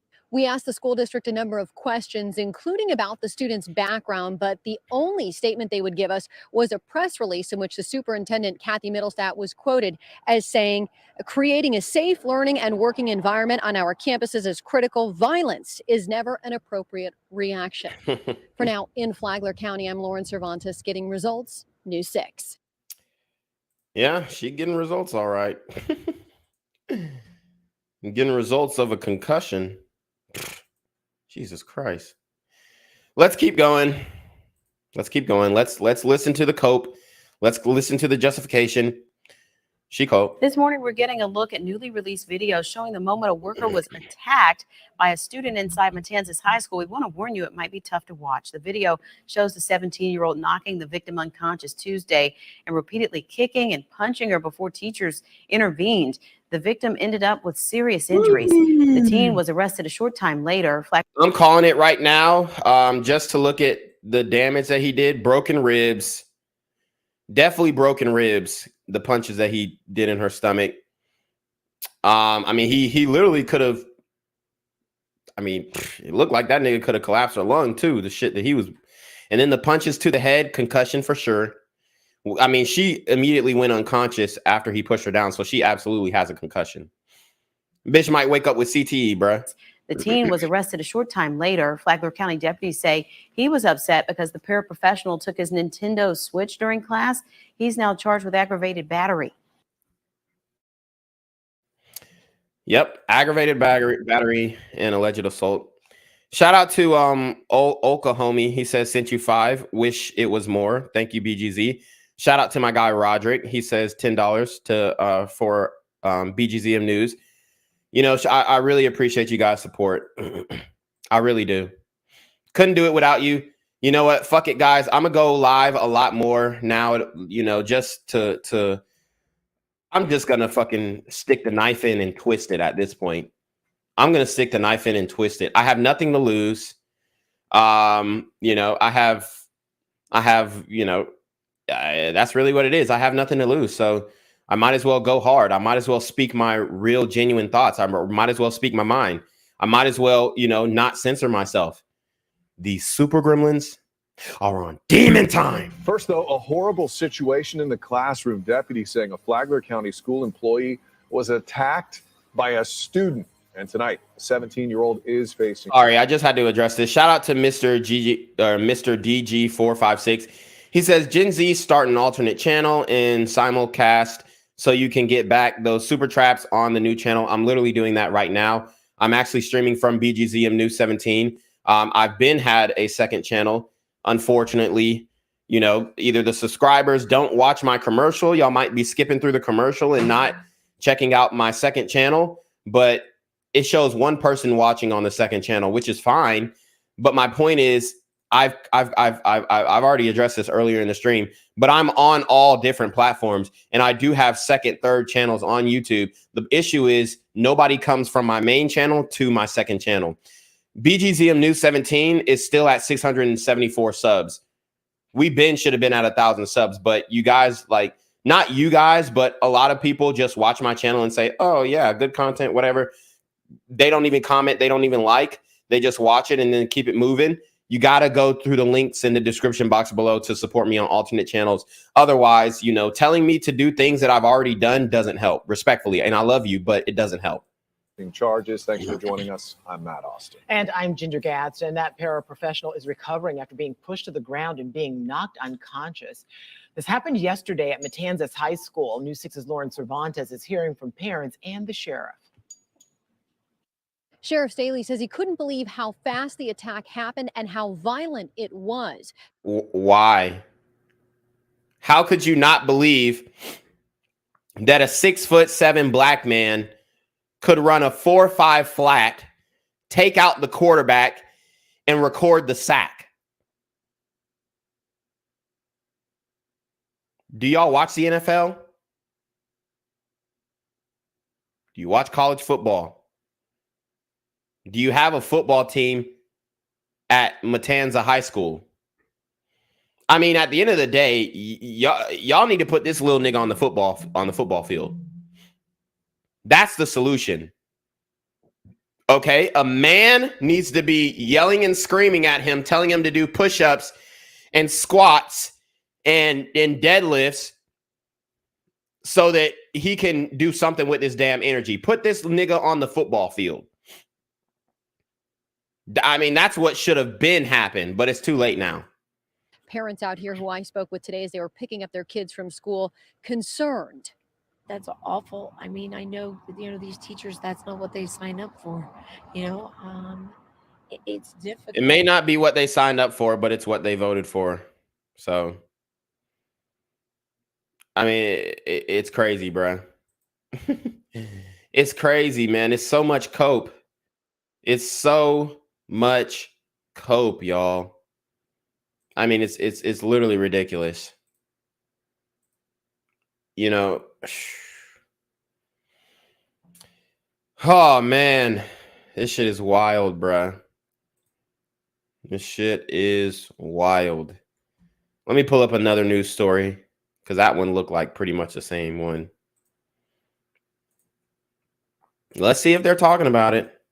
Let's see if they're giving any type of sensible take. A special needs student is accused of violently attacking a teacher's aide, pushing her so hard she was knocked unconscious. Yeah, the student at Matanzas High School in Flagler County, who we are not identifying because of his age, allegedly attacked the paraprofessional because she took a Nintendo game away from him. West 2's Claire Metz is live at the sheriff's office, and Claire, the teacher's aide, ended up in the hospital. Right, absolutely. She was very violently attacked, and because she was unconscious, she was certainly rushed there quickly. Now, because of privacy concerns, the school district is not sharing anything about her condition at this point. Now, we do understand there is surveillance inside the school of exactly what happened. It is not being publicly released, but Flagler County's sheriff has seen it. Quite frankly, it was shocking. Investigators say when a teacher's aide at Matanzas High School took a 17-year-old ESE student's video game away, he chased after her into the hallway and, according to the report, pushed the victim so hard it took her off her feet in the air 5 to 6 feet, knocking her unconscious. It could have been homicide. When you push people down like that. Yeah, shout out to Rico. He says, this is great promo for Nintendo. Yeah, the game you can't take your eyes off of. The game that'll make you beat the shit out of your teachers. Nintendo DS. What's that Nintendo sound? Doing. Dum. They hit their head. You never know the outcome. Am I going to jail? Yes, you are. For how long? I do not know. I don't make that determination. The 17-year-old, seen here with campus resource deputies, allegedly continued his assault as the teacher's aide lay helpless on the ground. Investigators say surveillance He says, so addictive, you'll kill a bitch. shows the student kicking her, Oh, then getting on man. top of her and punched her in the body and back of the head approximately 15 times. He's 6'7", 270 pounds, and he's in high school. Okay. 6'7", 270-pound black kid in high school. That changes the whole dynamic. I'm gonna tell you that right now. And it's not solely because of the skin color, but mostly because of the home that he comes from. I guarantee his mama is a single mom, obviously. And, you know, I mean, it's difficult enough to deal with a special needs kid, let alone a fucking giant. So her hands are tied. She could be toxic. She could be, you know, putting bad energy out there for her son. Or she could be, you know, in fear for her own life and is just waiting to get this nigga out the crib. Because there's two ways that this can go. Either she's, you know, an abusive mother, or she's literally a victim in her own house. That's pretty much the only way that I see it. But, you know, this guy, special needs, 6'7", 270 pounds, put him on the D line, take his ass to the XFL, something, but he does not need to be in these schools with other kids, let alone other teachers. That's a big kid. You gonna be cool with Deputy King and I? Okay, they're saying the teacher's name is Joanne Nadic. Okay. Wow. So it looks like she has a GoFundMe. If that was her classroom and she had that LGBT shit up, you know, I mean, obviously, glider, liberal. Okay, we got the full story here. We got a picture of him. They haven't named him. But I mean, it is what it is. I mean, part of me feels bad, and then part of me, you know, wants to say get fucked. So I'm battling this duality in my head, and it's very hard to make a final decision on how I really feel. Ultimately, I do understand that this is a horrible thing that this man did. But at the same time, I'm almost like, well, you know, she probably is leftist woke. So, you know, it's like, I mean, obviously I wish this wouldn't have happened, but also if you're a leftist wokester, then get fucked. You know, that's oh shit, we got Rumble Rants in the building. Wow. I didn't even know that people were donating to me on Rumble. So shout out to you guys. It says, yo, Gen Z, I wasn't seeing your live till I went to the link in the vid. Hit the Rumble live. There are two channels, one with 233 followers, one with 84. The live is only showing on the 84. Okay, I didn't know that. MKJO said with the $20 Rumble rant, he says, keep up the good work. Shout out to you guys, man. Yeah, shout out to you guys who are supporting on the Rumble. If you want to donate, yeah, just go to Rumble. Just check me out on Rumble. If I'm not mistaken, they only take 2% anyway, so that would probably be best. So yeah, definitely support on Rumble. I don't want to go to jail. Well, look at me. Look at me. I have more important places to be. I understand. The sheriff says Matanzas has 2 SRDs at the high school, but it's a big campus, so it took them several minutes to arrive. Fortunately, other students and other faculty members, administrators came and intervened. The students charged with felony aggravated battery and, of course, will be subject of school discipline, including possible expulsion. Yeah, and then on my Rumble, the one that I usually stream off of, I didn't even know I had 2 Rumbles, but the one I stream off of is blackgenzmindset. It's spelled MINSET. It doesn't have the D because I guess I typed it wrong when I first made the channel, and it won't let me like change the name. So that does suck. And I wish you Rumble would let me change the name. But yeah, it's blackgenzmindset. Which kind of sucks, but it is what it is. Hopefully they'll update their site and let you change the name at least like once every 90 days. So let's keep going. As first responders tended to the victim, the 17-year-old detained and being walked away, according to the report, he started to spit towards the victim and said, when he comes back, he's going to kill her. Jesus Christ. He said when he comes back, he's going to kill her. And he spit on her like she was nothing, like she was below earth. That is crazy. According to the report, he started to spit towards the victim. When he was taken away, run it back. As first responders tended to the victim, the 17-year-old detained and being walked away. Look at the LGBT bullshit. This is why I say get fucked. The 17-year-old detained and this is a safe space for LGBTQ students and their allies. Sure it is. Until a 6'7", 270-pound retarded black kid comes in and fucks all that shit up. being walked away. According to the report, he started to spit towards the victim and said, when he comes back, he's going to kill her. Wow. Very frightening all around. Now, the district, citing confidentiality, isn't releasing any information about that 17-year-old student. We do Shout out to Reese from Philly with the $5 Cash App. know the victim, the paraprofessional, has been with the school district here in Flagler County since 2004. And I got to figure out how to link like my Cash App shit to StreamYard so that y'all can see like the Cash App running up, because like it helps to like see the money. You know, which with super traps, like once when one person super traps, it encourages others to super trap. So, you know, but this is, I mean, this story is sad and funny at the same time. I'm literally not even going to lie.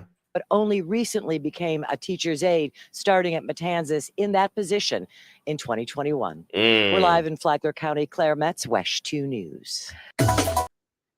Wow. So just became a teacher. Let's look at this Daily Mail article. Then we'll get into some of the Twitter comments, and then we'll get into some more stories. But, you know, if that was her classroom, I'm assuming she is, you know, woke. And what can I say? Get fucked. I mean, this is what you voted for. So, you know, it's hard for me to say anything else. Teacher's aide, 57, who was brutally beaten by six mom of two, working two jobs, whose son attends Florida high school, where she was knocked out and pummeled. Jesus Christ. Where's her husband? Where's her husband? Because he should have pulled up to the school and brought fire and brimstone to this little nigga. I mean, this big ass nigga. You know, she was knocked out unconscious, an unidentified special needs student. Joanne is humble, never asked for help and support during this difficult time. I mean, you could be humble and still woke. So, I mean, it really doesn't mean anything if you're humble, okay? If you're woke. So, I mean, the article is not really important. We've covered it. Here's her and her kids, you know, where was her son? No, I'm obviously her son wouldn't have done shit to that nigga. Honestly, he couldn't even compete. Look how skinny he is, respectfully. You know, there's nothing that he could have done. Where's her husband? You know, she could be a widow. I don't know. But you know, I mean, what can I say? What can I say?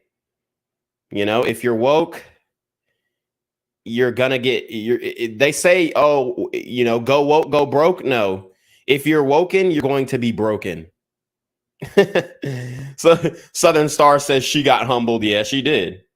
Yes, she did. I'm sure she thought she was equal to a man too, until a 6'7" black man comes and brings a dose of reality to her ass, you know? So she's 57, I think. Somebody asked. Yeah, she's 57. So, you know, there goes your humility right there, you know. So let's look at some of these Twitter comments. Why is every response to these attacks so weak? This is attempted murder and should be treated as such. Yep, attempted murder is being mentioned because a deputy's body cam video shows a handcuffed student being led out of the school. As he walks out, yeah, we heard that part. He threatened to kill her. Excuse me. He shouldn't have done that, but teachers shouldn't have the authority to put their hands on students or students' property. For one, this is a black man with a Pooh Shiesty mask, guys. This is why nobody takes us seriously.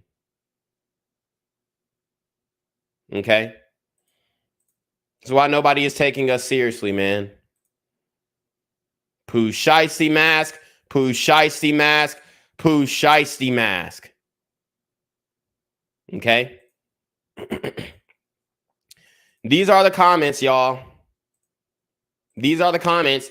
He shouldn't have done that, but teachers shouldn't have the authority to put their hands or students I think he meant hands on students or students' property. I know if I teached, or if a teacher tried to snatch my phone, I'd walk out before they touch my stuff.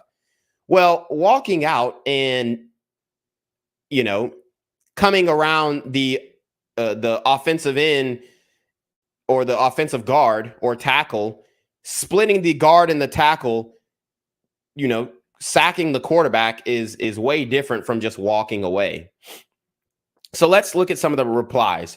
You and other completely unaccountable idiots are why we are in the position we are in. And, you know, I'm sure Tommy Ego meant you and other completely unaccountable black idiots, okay?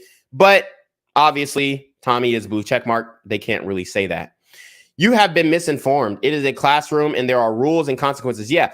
In no classroom in history have you been able to bring out a mobile video game device and play it while the teacher is lecturing.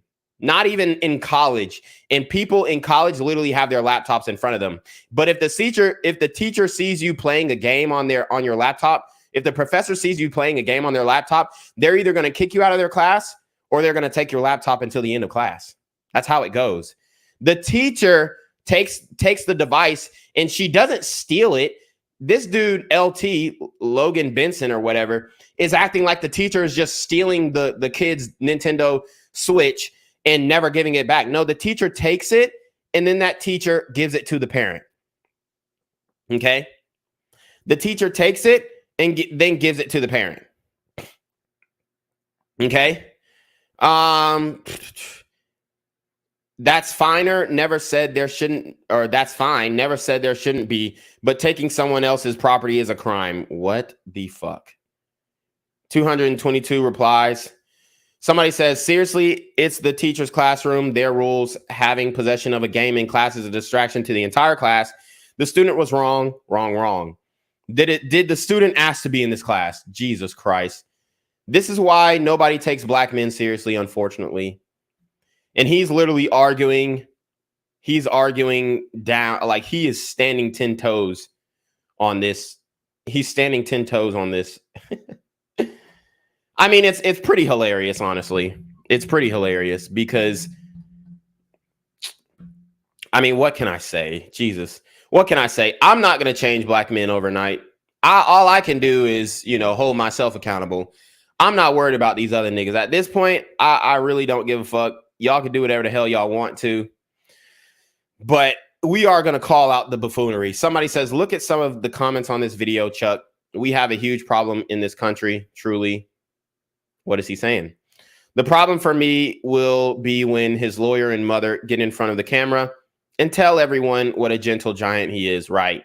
And he himself will make big tears about what a victim he is and racism made him crush that woman's face, or it's Nintendo's fault. Yep, I already blamed it on Nintendo, so don't take my shit, bruh. This is awful, but these videos are taken out of context. They tell one story about one situation. Jesus Christ. That's a white liberal. There is nothing that is going to come out of that justifies what we are seeing here. Absolutely nothing. And to prove it, I'm going to wait, and so are you, until we hear both sides. We've heard both sides. White liberals, get fucked. The left has convinced these kids that it's okay to attack whites. Absolutely. He needs to go to jail. 100%. If she's not dead, he most likely crushed her spine. I wouldn't say crush her spine. There may be some spinal injuries, but I would say there's more like head trauma. If she walks again, it will be a miracle. That is true. That man should be in jail immediately. 100%. One consequence of considering schools and teachers as one of the lowest priority for social, cultural, and economic development by government and societies, which I agree with that.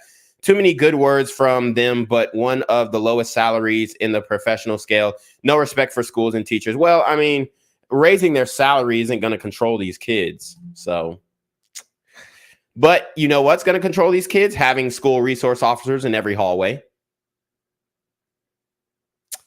Maybe a good thought. Not sure how paying her $250K a year protects her from this, right? Not saying they shouldn't get paid more, but salary is not the issue here, right? Go see Flagler County Sheriff's Office on Facebook. They have another post showing the student being handcuffed based on comments from people who know him. He's an ESE student who lives in a group home. Okay, so he's in a group home. He's clearly not getting the kind of limits / help he needs. Then this happens. Yeah, he's going to murder somebody within the next 5 to 10 years. Somebody says, thanks, Joe. He said multiple people around trying to stop him, and this dude casually saves the day. No, he slowly sauntered over after another person tries to break it up. Weak response from school employees, truly embarrassing. Well, I mean, she's a strong, independent woman with 2 kids, strong single mother. She should have been able to handle that. That's light work. A 6'7", 270-pound black kid is light work to her, right? Because she's strong and independent. Okay. Michael Dowd says, love to have 10 minutes with him. Michael, I'm not sure if you know, but you better have a weapon with you, because that man will literally destroy you. I wouldn't even want to have 10 minutes with that nigga by myself. And it looks like Michael Dowd, former NYPD officer. Yeah, Mike, you better have a weapon on you, because that dude will literally fuck you in the ass. And Michael Dowd, he looks like he's in his 50. Yeah, you'd get your ass beat. The way she went down was crazy. How scary. I hope she's okay. Lord. Soon to be described in the press as a gentle giant. Yep. They had to drag him away to keep him from kicking her, even though she was clearly unconscious. This is attempted murder. Yeah. So we get the comments.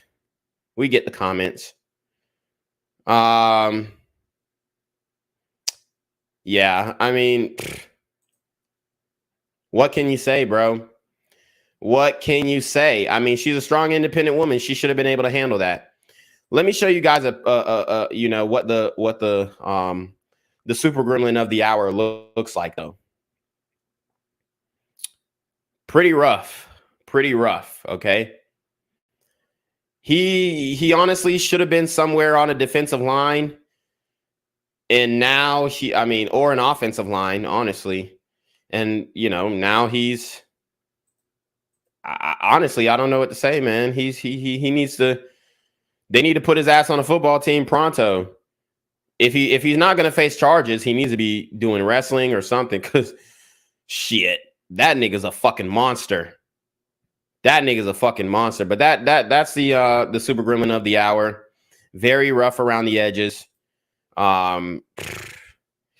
So now we have to address another thing. Black violence against the Asian community. Okay? So now we're going to get deeper into this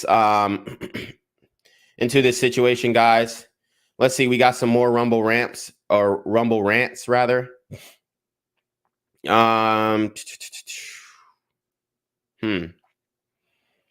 Let's see. Johnny Reb says, yeah, a real winner he is with the $1 Rumble rant. Yeah.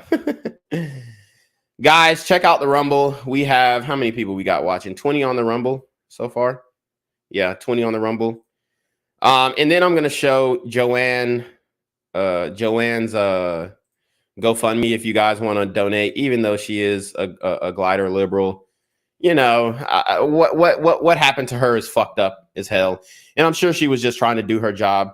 I'm sure she was woke, but at the end of the day, you know, she shouldn't have gotten demolished by this big ass nigga. But that's her GoFundMe, guys. Their goal is $30,000. You know, go support the GoFundMe and all that good shit. But she totally, I'm gonna tell you right now, she probably didn't learn her lesson. But let's see. My son has been in special needs services since kindergarten for autism, ADHD, and it's because of special teachers like you that he is succeeding. I'm sorry this happened to you. Your work is so important, and you are a beautiful and amazing person. Wishing you lots of love and healing from California, I guess. There are truly no words. Why do good people suffer such cruelty? We send you, your family, and good friends wishes from the UK. So everybody is, you know, pouring in their support for her. Okay. Lord have mercy. But we at Black Gen Z Mindset, aka BGZM News 17, aka Janquavius Jackson, we've known that this has been an issue for the longest. So now let's talk about, you know, black violence against Asians.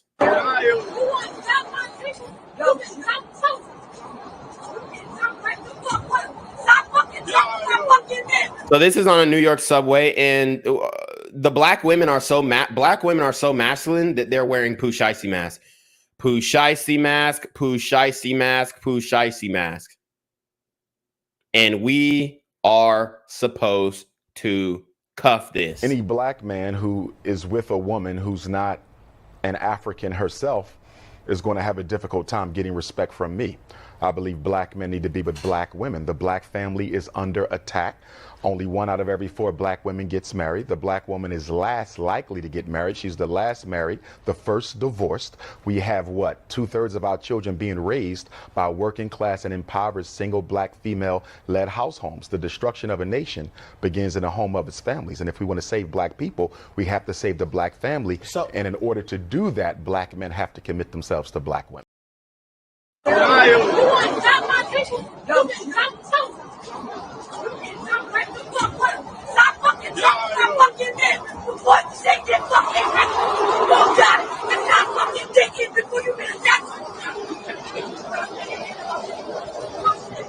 That bitch is scary, bruh.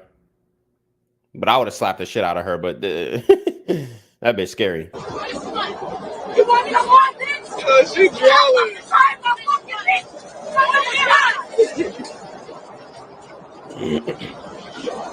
Look at this. Try that shit again. Oh. We're fucking playing, bitch. We're playing. You got something. You can't the fuck jump back. No, that was really heavy. And you pushed us off the train and you threw a Scooby out of here. You threw a Scooby in my head. Fuck out of here. A lot of Pushaisi masks, or are these burqas? Because, I mean, what they're doing is not Islam. Either it's bonnets or, honestly, I don't know, but they're rocking them like Pushaisi masks. You threw a Scooby in my head. Fuck out of here. And bitch, stop fucking dicking. Damn. What, bitch? Stop fucking dicking. Watch out, watch out, watch out. What? She said, stop dick eating. What? No, no, no, no. This is the current state of black women, guys. Take notes.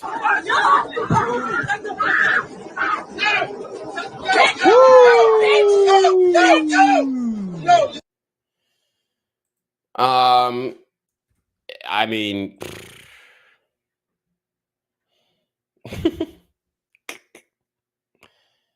mean, look, guys. I'm embarrassed, honestly, for the black community. I ain't got nothing to do with this shit, but I'm embarrassed. I'm embarrassed, man. We are too far gone at this point. We are too far gone at this point. The most masculine women in the world. Okay? I said, my comment, here's my comment. I said, yeah, this is sad. Black people need to mend the relationship with the Asian community. It all went downhill after Rush Hour 3.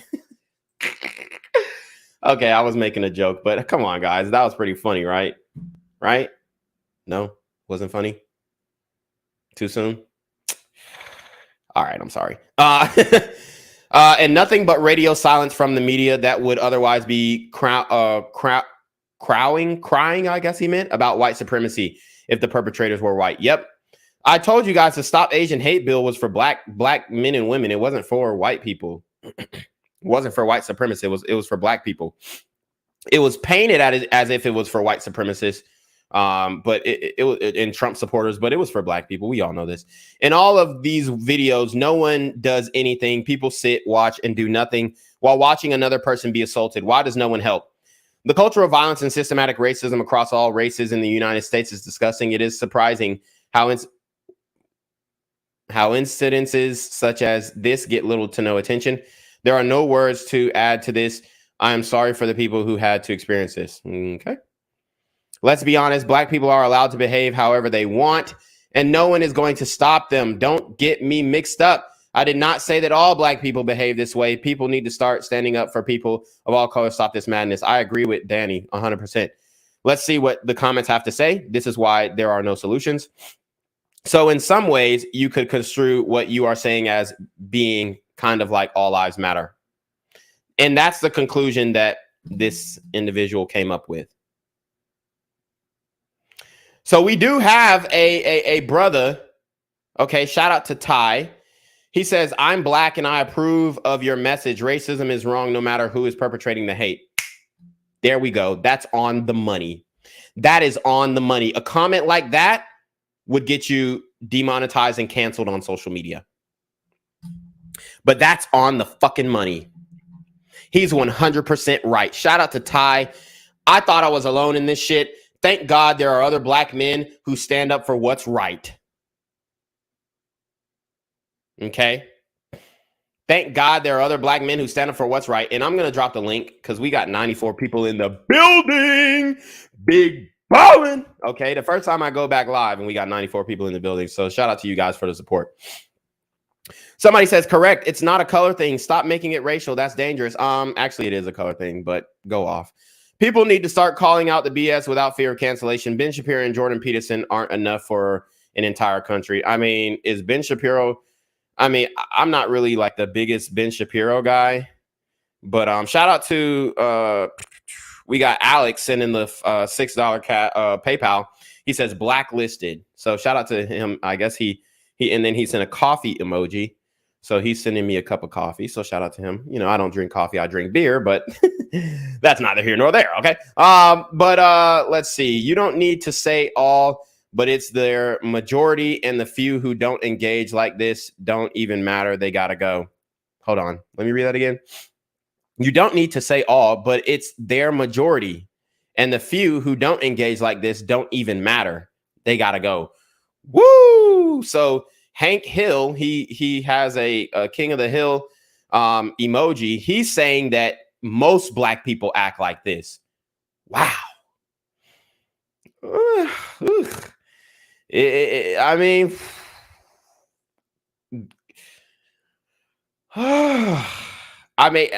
do I disagree? Okay, this is what I'll say. I do slightly disagree. Okay, I don't think it's most black people who act like this. So listen up. It's not most black people who act like this. However, most black people will justify this. They'll justify it. Okay? They'll rationalize it in their head. They'll say, what happened? What did these Asians do to these sisters? We need to protect black women. What did these Asians do to the black? So although I don't think it's the majority of black people who actually partake in these actions, I would go as far as to say it's 50-50 on who partake. And then I would say, I wouldn't go 50-50. I'd probably say like 60-40, 40% who partake in these types of actions. And then I'd say about 70% of the black community would justify the action. So, I mean, you're kind of equally responsible if you're justifying the action. So, yeah, I mean, he's not wrong. Okay, you think this behavior is being allowed to slide by the authorities to some kind of purpose? Yes, it is. You say so that you are feared, loathed, and dehumanized. But for what reason, what purpose will this eventually serve? Because of black supremacy promoted by the Democrats and leftists. Yep. Agreed. The sad part, man, is that it's a setup. I've seen it before in the 1970s. Then came crack in JB's omnibus crime, Joe Biden's omnibus crime bill. It's the worst form of racism institutionally ordained. The crime bill, y'all can argue up and down about the crime bill, but it was necessary. Okay? It was necessary. So, I mean, you can cry about the crime bill, but we finna get another one. And it might happen by the time Joe Biden is, up for re-election. Okay? Let's see. And I'm getting a little hungry. I dropped the stream link if you guys want to join, but if not, shit, I gotta eat some breakfast, bruh. It's 2 p.m. I ain't eat breakfast, man. I was so hurt by the news that I was not monetized. I really was, guys. And y'all saw, how emotional I got in the beginning. Somebody said the balaclava. Okay, it's not a balaclava. It's a pushaisi mask. Pushaisi mask. Pushaisi mask. No, I'm kidding. It is a balaclava, but I like calling it pushaisi mask. Man, they need some damn motivation to get up and fight back. Yeah, I'm so tired of Asians not bringing out the kung fu, not bringing out the karate, not bringing out the jujitsu, not bringing out the martial arts. I need Asians to start fighting back. I need roundhouse kicks. I need jabs. I need hooks. I need, ninja flips. I need ninja stars. I need something because the Asian community has become docile. Shout out to Johnny Reb in the building. What's going on, Johnny? Oh, I had to pause the other stream. Nice. So what do you in my ears? Yeah, well, I mean, what do you think about these black women attacking these Asians on the subway? Well, I say it's not 100% participating. I would say you've probably got about 15 to 20% participating, 30 to 40% actively encouraging there, shouting them out, cheering them on. Yeah. And then the other 30 to 40% literally just sitting there and just it is what it is or condoning it. Yeah. No, I mean, I totally agree. I totally agree. I don't when I watch videos like this, and I watch videos like this all the time, there's actually a channel, a Twitter account, I guess, called what is it called? It's something about like Asian hate. Let me see, because I can find Asian Crime Report. And this guy, he posts tweets about this all the time. I'll show you guys really quickly. And he exposes this stuff. And all you see is black people saying, well, the Asians buying up the business and they've been treating us wrong and they be following us in the stores and they be doing this and that in the hair salons and the nail salons and they be talking shit in Mandarin. And I'm just like, what? So as you can see, shout out to Asian Crime Report. He's doing great work over here. Y'all go follow Asian Crime Report. Obviously, you know, he's going to get more support than I will, I guess, just because, you know, I'm heavily censored on all platforms, on all of my channels, even the ones that don't pertain to crime. But, you know, I am 100% open to supporting anybody who's putting out, you know, this information and exposing what is going on. So we have a black man in New York harassing and bothering an Asian woman. This is an epidemic in the United States. And it needs to be addressed. And if it's not addressed, then we're going to slowly start to reap the consequences. And there is going to be legislation passed to, you know, indemnify these people of the wrongs that have been done toward them. So let's watch this video and see exactly what this brother feels about Asian women. What? What you doing? What? The traffic cop. What? I'm Black American. I'm getting arrested at 10, monkey. Woo! So the first thing that he goes to, he says, I'm a Black American. I was getting arrested at 10 years old. I'm sorry, nigga, but that's not a flex. And he's talking to a Asian beat cop, you know, a traffic cop, a female. He says, what? I'm a Black American. I've been getting arrested since I was 10. I hate to break it to you, black men, but that's not something to brag about. Okay? I just had to, I mean, I don't understand if black people really understand this, but bragging about being arrested at 10 years old is not good. And I guarantee he was doing some really bad things. And I wouldn't be surprised if he has killed someone before. Because you have a man who is bragging about being arrested at the age of 10. And this is a lot of black men. As a matter of fact, I know I say Pooh Shiesty Mask, Pooh Shiesty Mask, Pooh Shiesty Mask. Pooh Shiesty was first arrested when he was like 12, 13 years old. So this is what we take pride in the black community. We take pride in sagging our pants, fake Chanel belts, and getting arrested at 10 years old.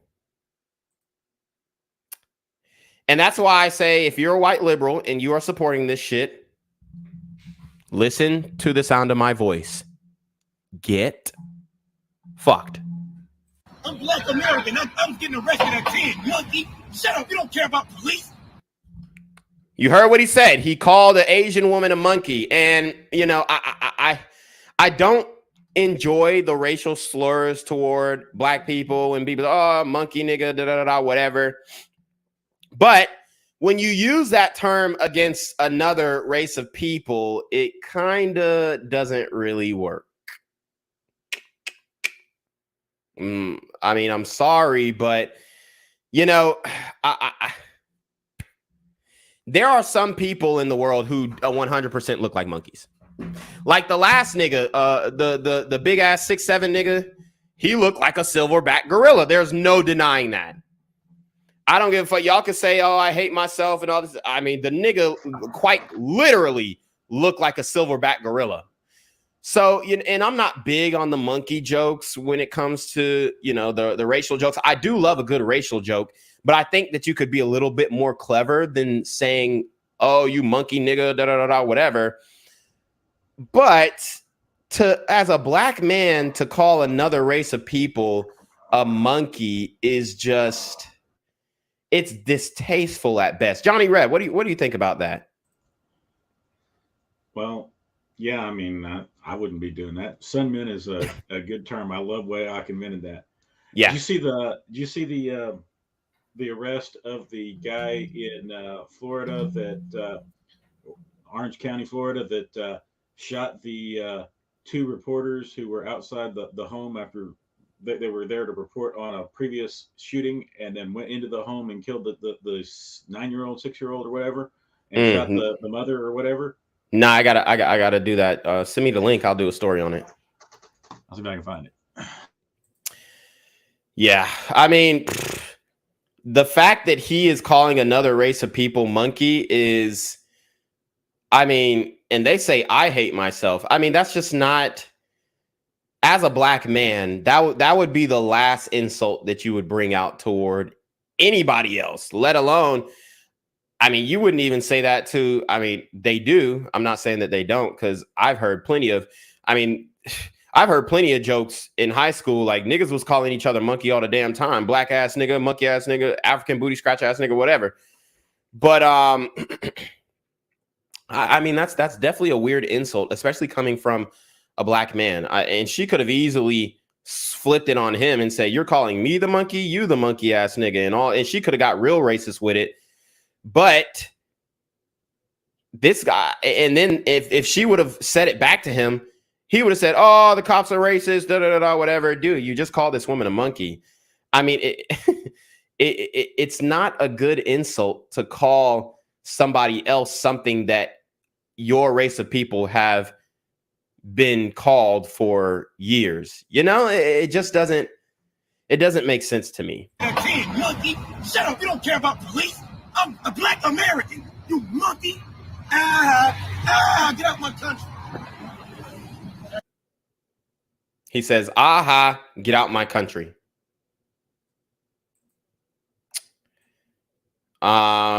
This is absolutely insane.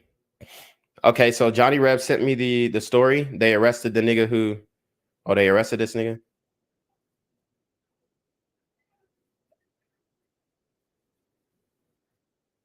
Okay, so he's sending me the links. Let me check these out. So One's the story. The second one's a story of what happened. The first one's the arrest.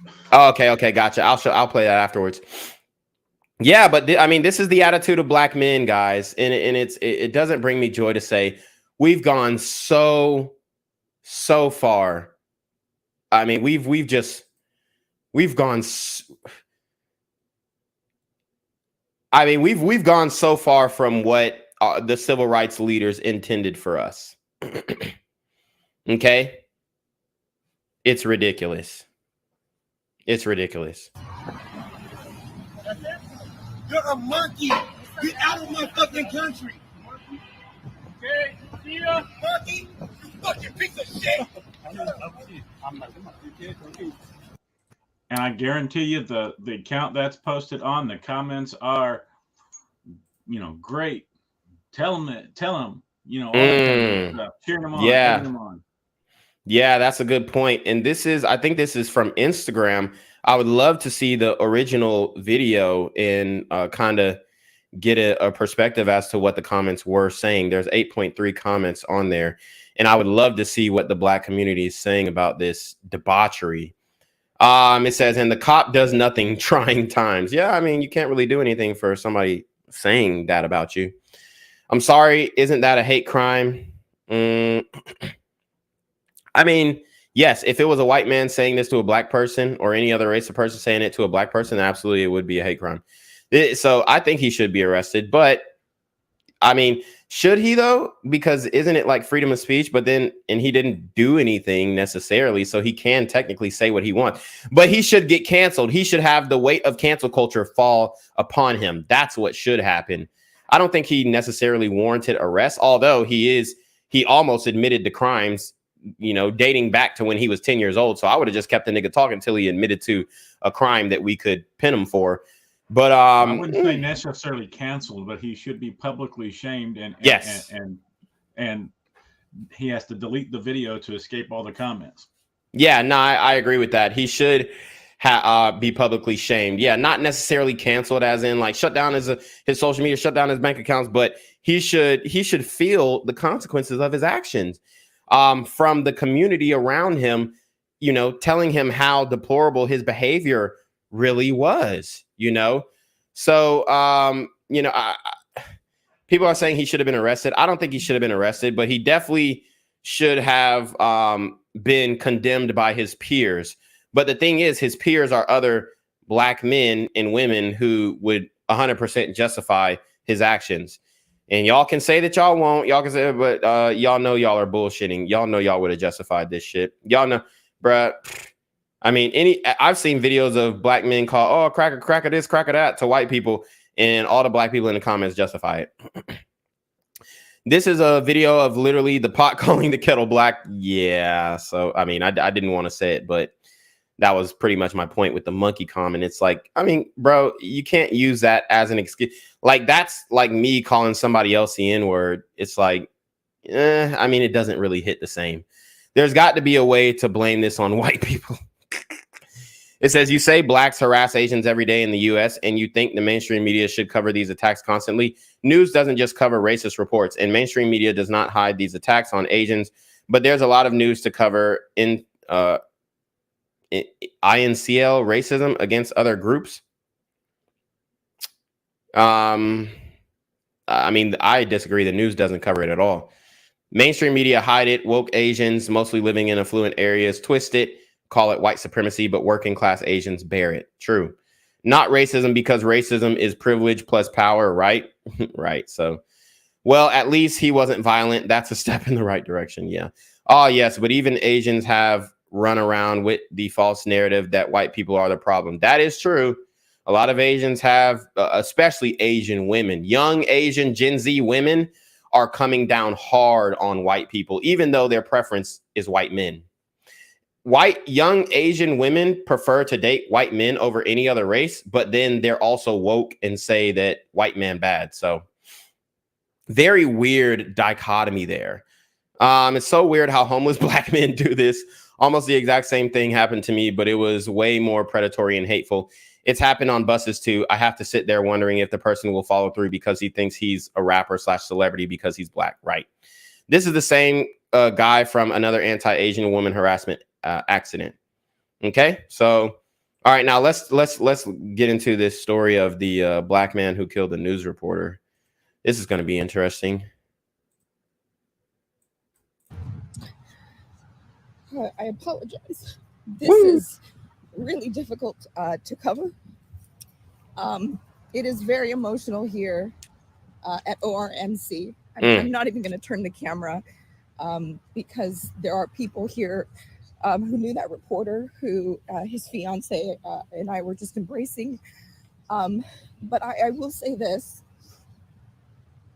It is nice to see all the media. We come together in solidarity in this moment. This is every Just understand that the media is woke as fuck. So, I mean, these are crocodile tears because she's going to go on to her next report and, you know, it's going to be a black guy who does some bullshit. And then they're going to say, oh, young male with no identification, with no type of way to let the public know who did this. Young male, da da da da da da da da. Like, if y'all keep reporting like this, you're going to get the same result, i.e., liberals get fucked. Reporters, absolutely worst nightmare. We go home at night afraid that something like this will occur. And she's 100% woke too. So, I mean, and I'm not saying that this should have happened, but what I am saying is y'all need to look in the mirror and understand how you're reporting the news in the media, and y'all need to be more authentic. And y'all think shit is sweet going into these hoods and these neighborhoods reporting on these violent crimes, and then something happens to you and it's an issue, which is, it's a huge issue, and whoever did this should be held accountable. But man, it's just like it's very difficult to, I'm not going to say it's difficult to feel bad for them, but what I am saying is it's very difficult to, how do I phrase this? I mean, I'm gonna keep it a buck. Yeah, it is bad to feel bad for him, because it's hard to feel bad for him, because it's like, we know how they move it on a day-to-day basis, the way that they report on this crime, and the way that they absolve these super gremlins of accountability. And it's the same disease the community has. Yep. It's not a problem until it happens to them and affects them personally. Absolutely. Absolutely. I 100% agree. So again, we are at Orlando Regional Medical Center, where we have learned that one of our own, a fellow reporter, has died while out covering a shooting. There are members of his family here, along with his fiance, who are just incredibly distraught tonight. There are other media people who are kind of corralled together and standing in solidarity tonight, as one of our own has just passed.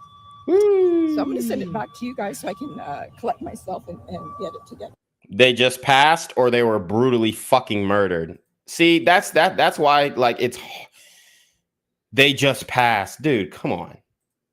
They didn't just pass. Somebody took their fucking life. Point blank. Anyways, let's look at the arrest of this super gremlin. And look how he crying. Man, y'all heard me. They gonna kill me. Nigga, you just killed somebody. Fuck you. Get on your face. Get on your fucking face. Shout out to the black officer. He has the pistol cocked sideways with his left hand. We got a left-handed black officer with an Apple Watch on, and he got the pistol cocked sideways, nigga. Oh, Lord, have mercy. Even when my nigga is in uniform, he got to keep it gangster. Okay. He said, get on the fucking ground, bitch ass nigga. Get on your face. Get on the fucking ground. Get on your fucking face. Get on your face. Get on your fucking face. They killing me. They killing me. Roll the fuck over. They're killing you? What? They killing me. They killing me. They killing me. Let me go. Let me go. Let me go. I'm sorry, but Jesus Christ. I mean, I really hate to say this, but there are so many black male cowards. So many black male cowards. For one, I've been arrested before, and I'm not gonna act like, let me go. They're killing me. They're trying to kill me. Let me go. Bitch ass nigga. But I said he needs to be shamed completely by the community for just how he acted out there, acting like a little bitch. Exactly. And it's like you made the decision to take somebody's life. And now you over here, they're trying to kill me. They're trying to kill another unarmed black man. Bitch, what a fucking pussy. Like, dude, oh my God, bro.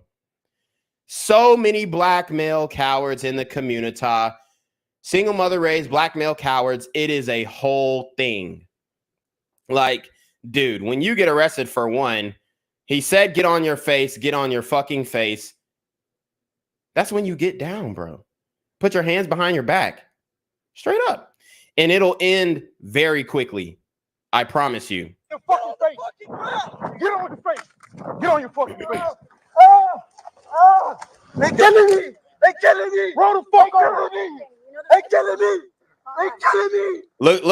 Look at his hair. I mean, he got the freeform dreads. He doing the Kodak. He doing the Kodak, man. I mean, look, bruh. There's definitely a look, and shout out to all the dreadhead niggas. These niggas make dreadhead niggas look bad. I ain't gonna lie. They killing me. Let me go.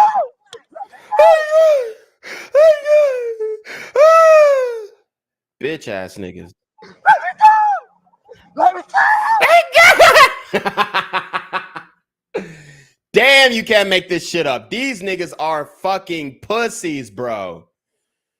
Oh my God. Like, oh shit. Hold on.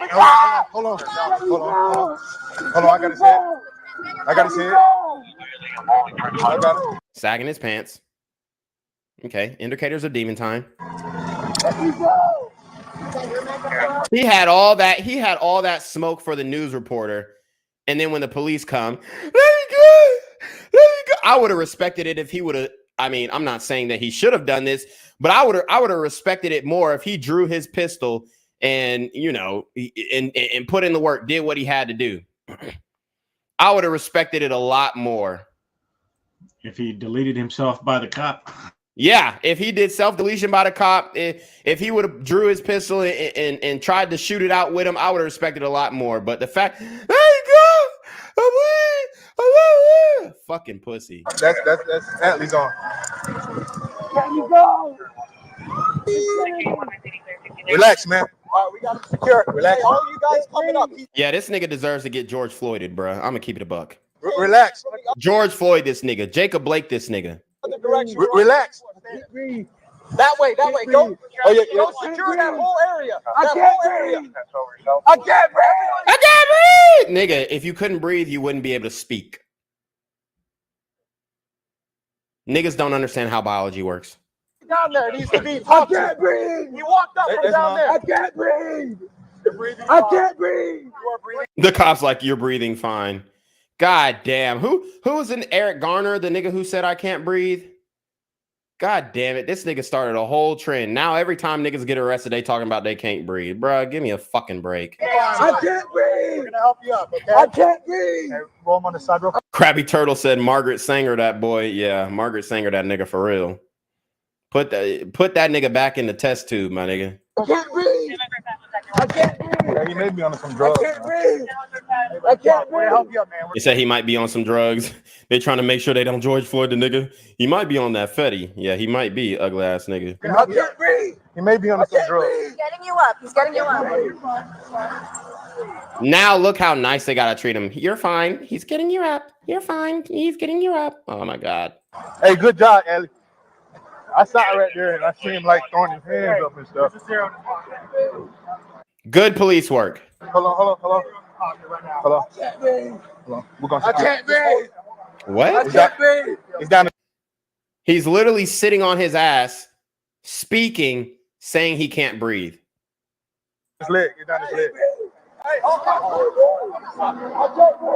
Hog tie that nigga. Look, he got the slides on. What I tell you about these niggas with the slides, bruh? I mean, niggas is sliding on ops in flip-flops. Hey.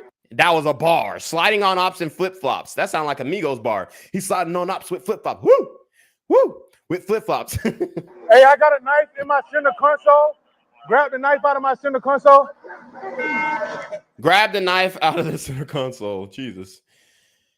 Let me show you this guy's mugshot, then we're gonna get the fuck out of here. Man, I'm hungry. They're cutting the gun out of the hole in his pants. Yeah. Cutting the gun out of the hole in his pants. That's crazy. So let's see. It's Corey Patriot says this motherfucker kills 3 people, some while the cops are watching, and then screams that the cops are killing him as they arrest him. Yeah, I mean, I wouldn't be mad if they would have killed this nigga. 19 years old, okay? Let's see. Is his name Keith Melvin Moses? Is that his name? That's his name. Yep, Keith Melvin Moses. So let's get into this little story right quick, and then we'll get up out of here. I mean, the cowardice in the black community is disgraceful. It really is, man. And it needs to, man. Unfortunately, it really does feel like there are no solutions because, I mean, what the fuck are you really going to do?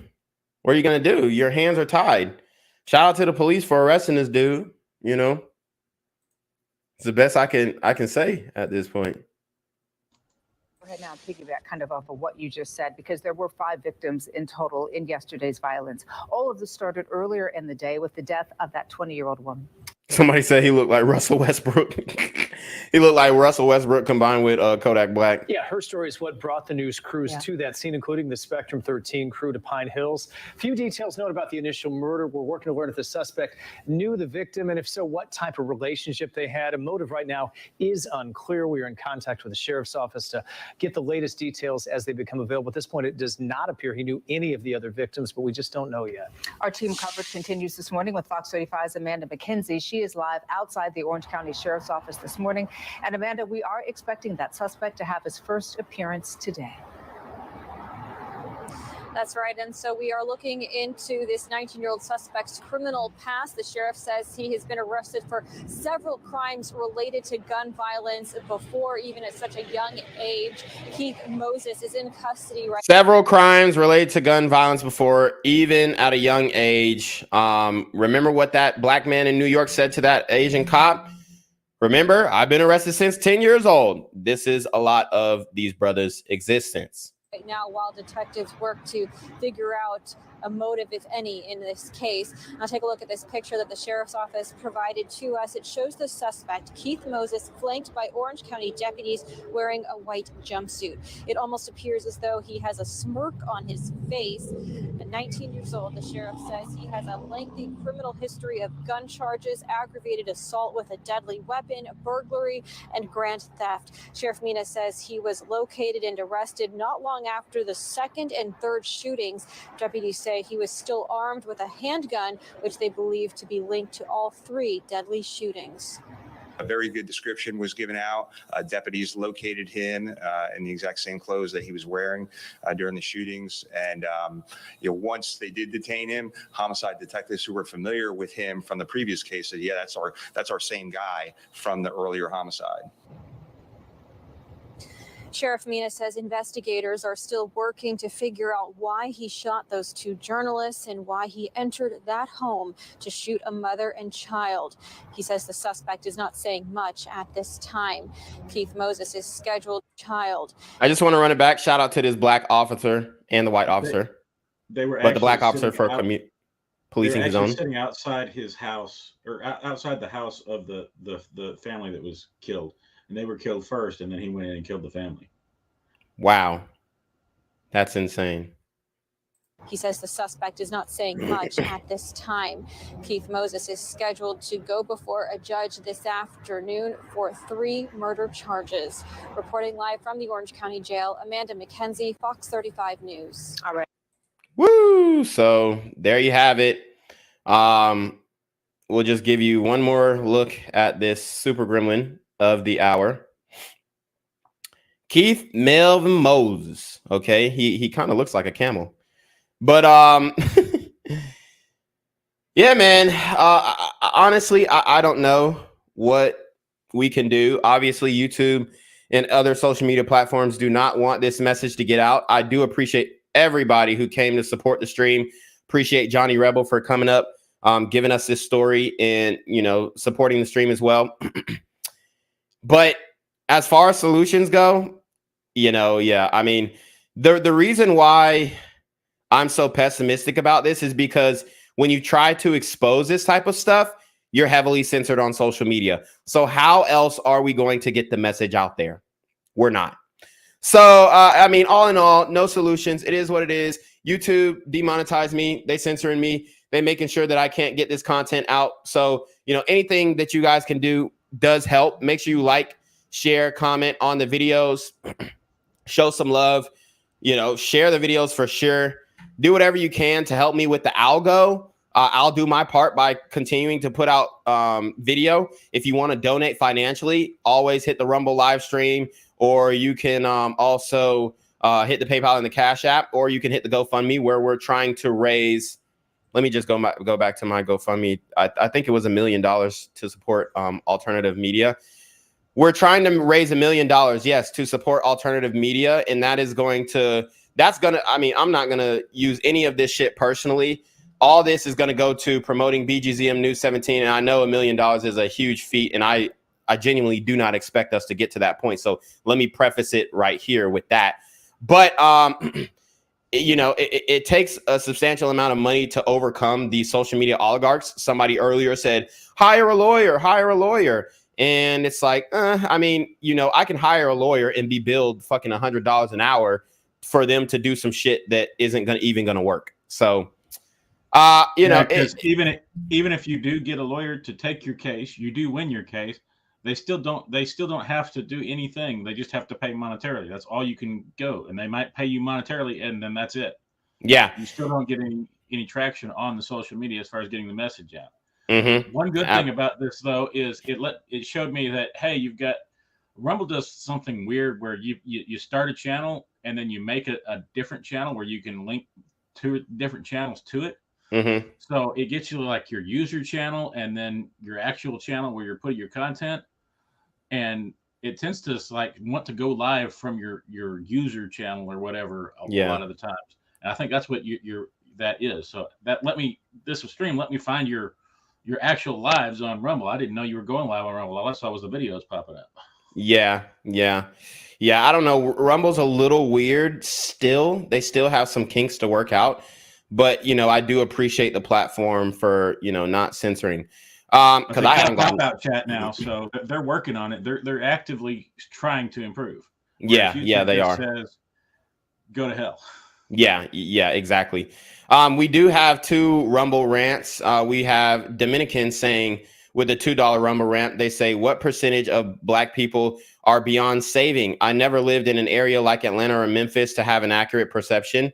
Johnny Reb with a $2 Rumble rant. He says the local news, while being woke as fuck, still at least do the reports. It is the national news that has my complete contempt.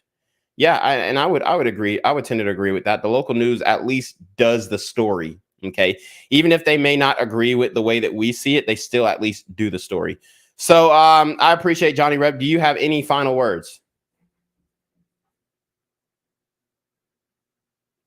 You're muted. Yeah, no, good. I just, it's great that you're going back live again. Yeah. I mean, that's your perspective. And yeah, that's all I had to say.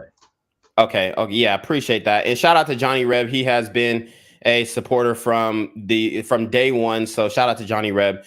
And but yeah, I mean, I'm going back live. I'm just gonna say fuck it. I'm gonna bite the bullet. It is what it is. I'm gonna continue to go back live. I was waiting until I got remonetized in some, I guess, attempt at protesting my demonetization, but obviously that didn't work. So I'm going back live. I don't give a fuck anymore. I'm saying whatever the fuck I want. I'm cursing. I'm being vulgar. I'm being belligerent. I don't care. I lost all hope.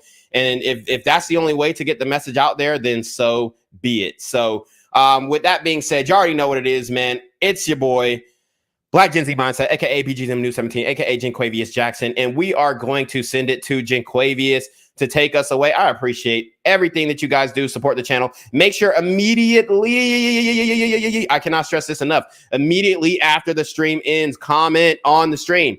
We have 84 people in here as of now. I need 84 comments once this stream ends. Guys, that's the best way that you can support me. If you can't send money, please just leave a comment. That helps with the algorithm. Please like the video. Please subscribe to the channel if you are not subscribed and you're watching this live. And please, please, please share this video with your friends, your peers, your correspondents, whoever you come across. Share these videos, save a fucking life. You already know what it is. It's Black Gen Z Mindset, aka BGZM News 17, aka Jinquavius Jackson, signing off. Peace.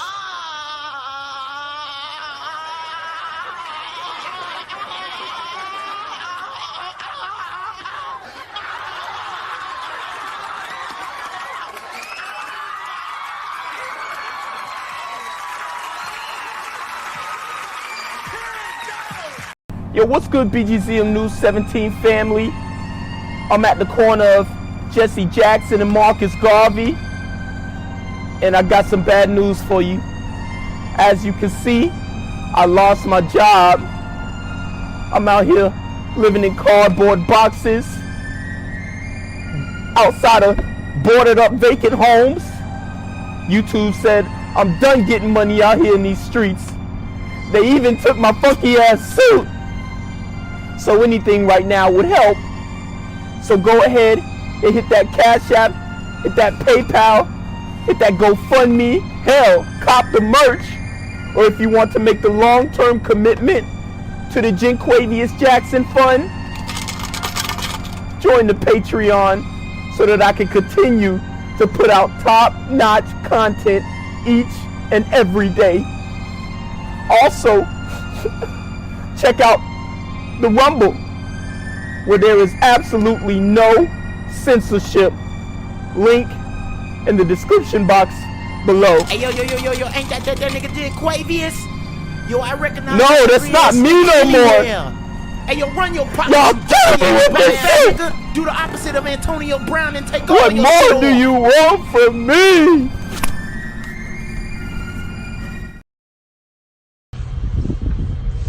Oh, look at Daddy. He's not my dad, Mom. Really, Ava? He's not. My dad's in jail and I miss him. Gang violence and other kind of violence.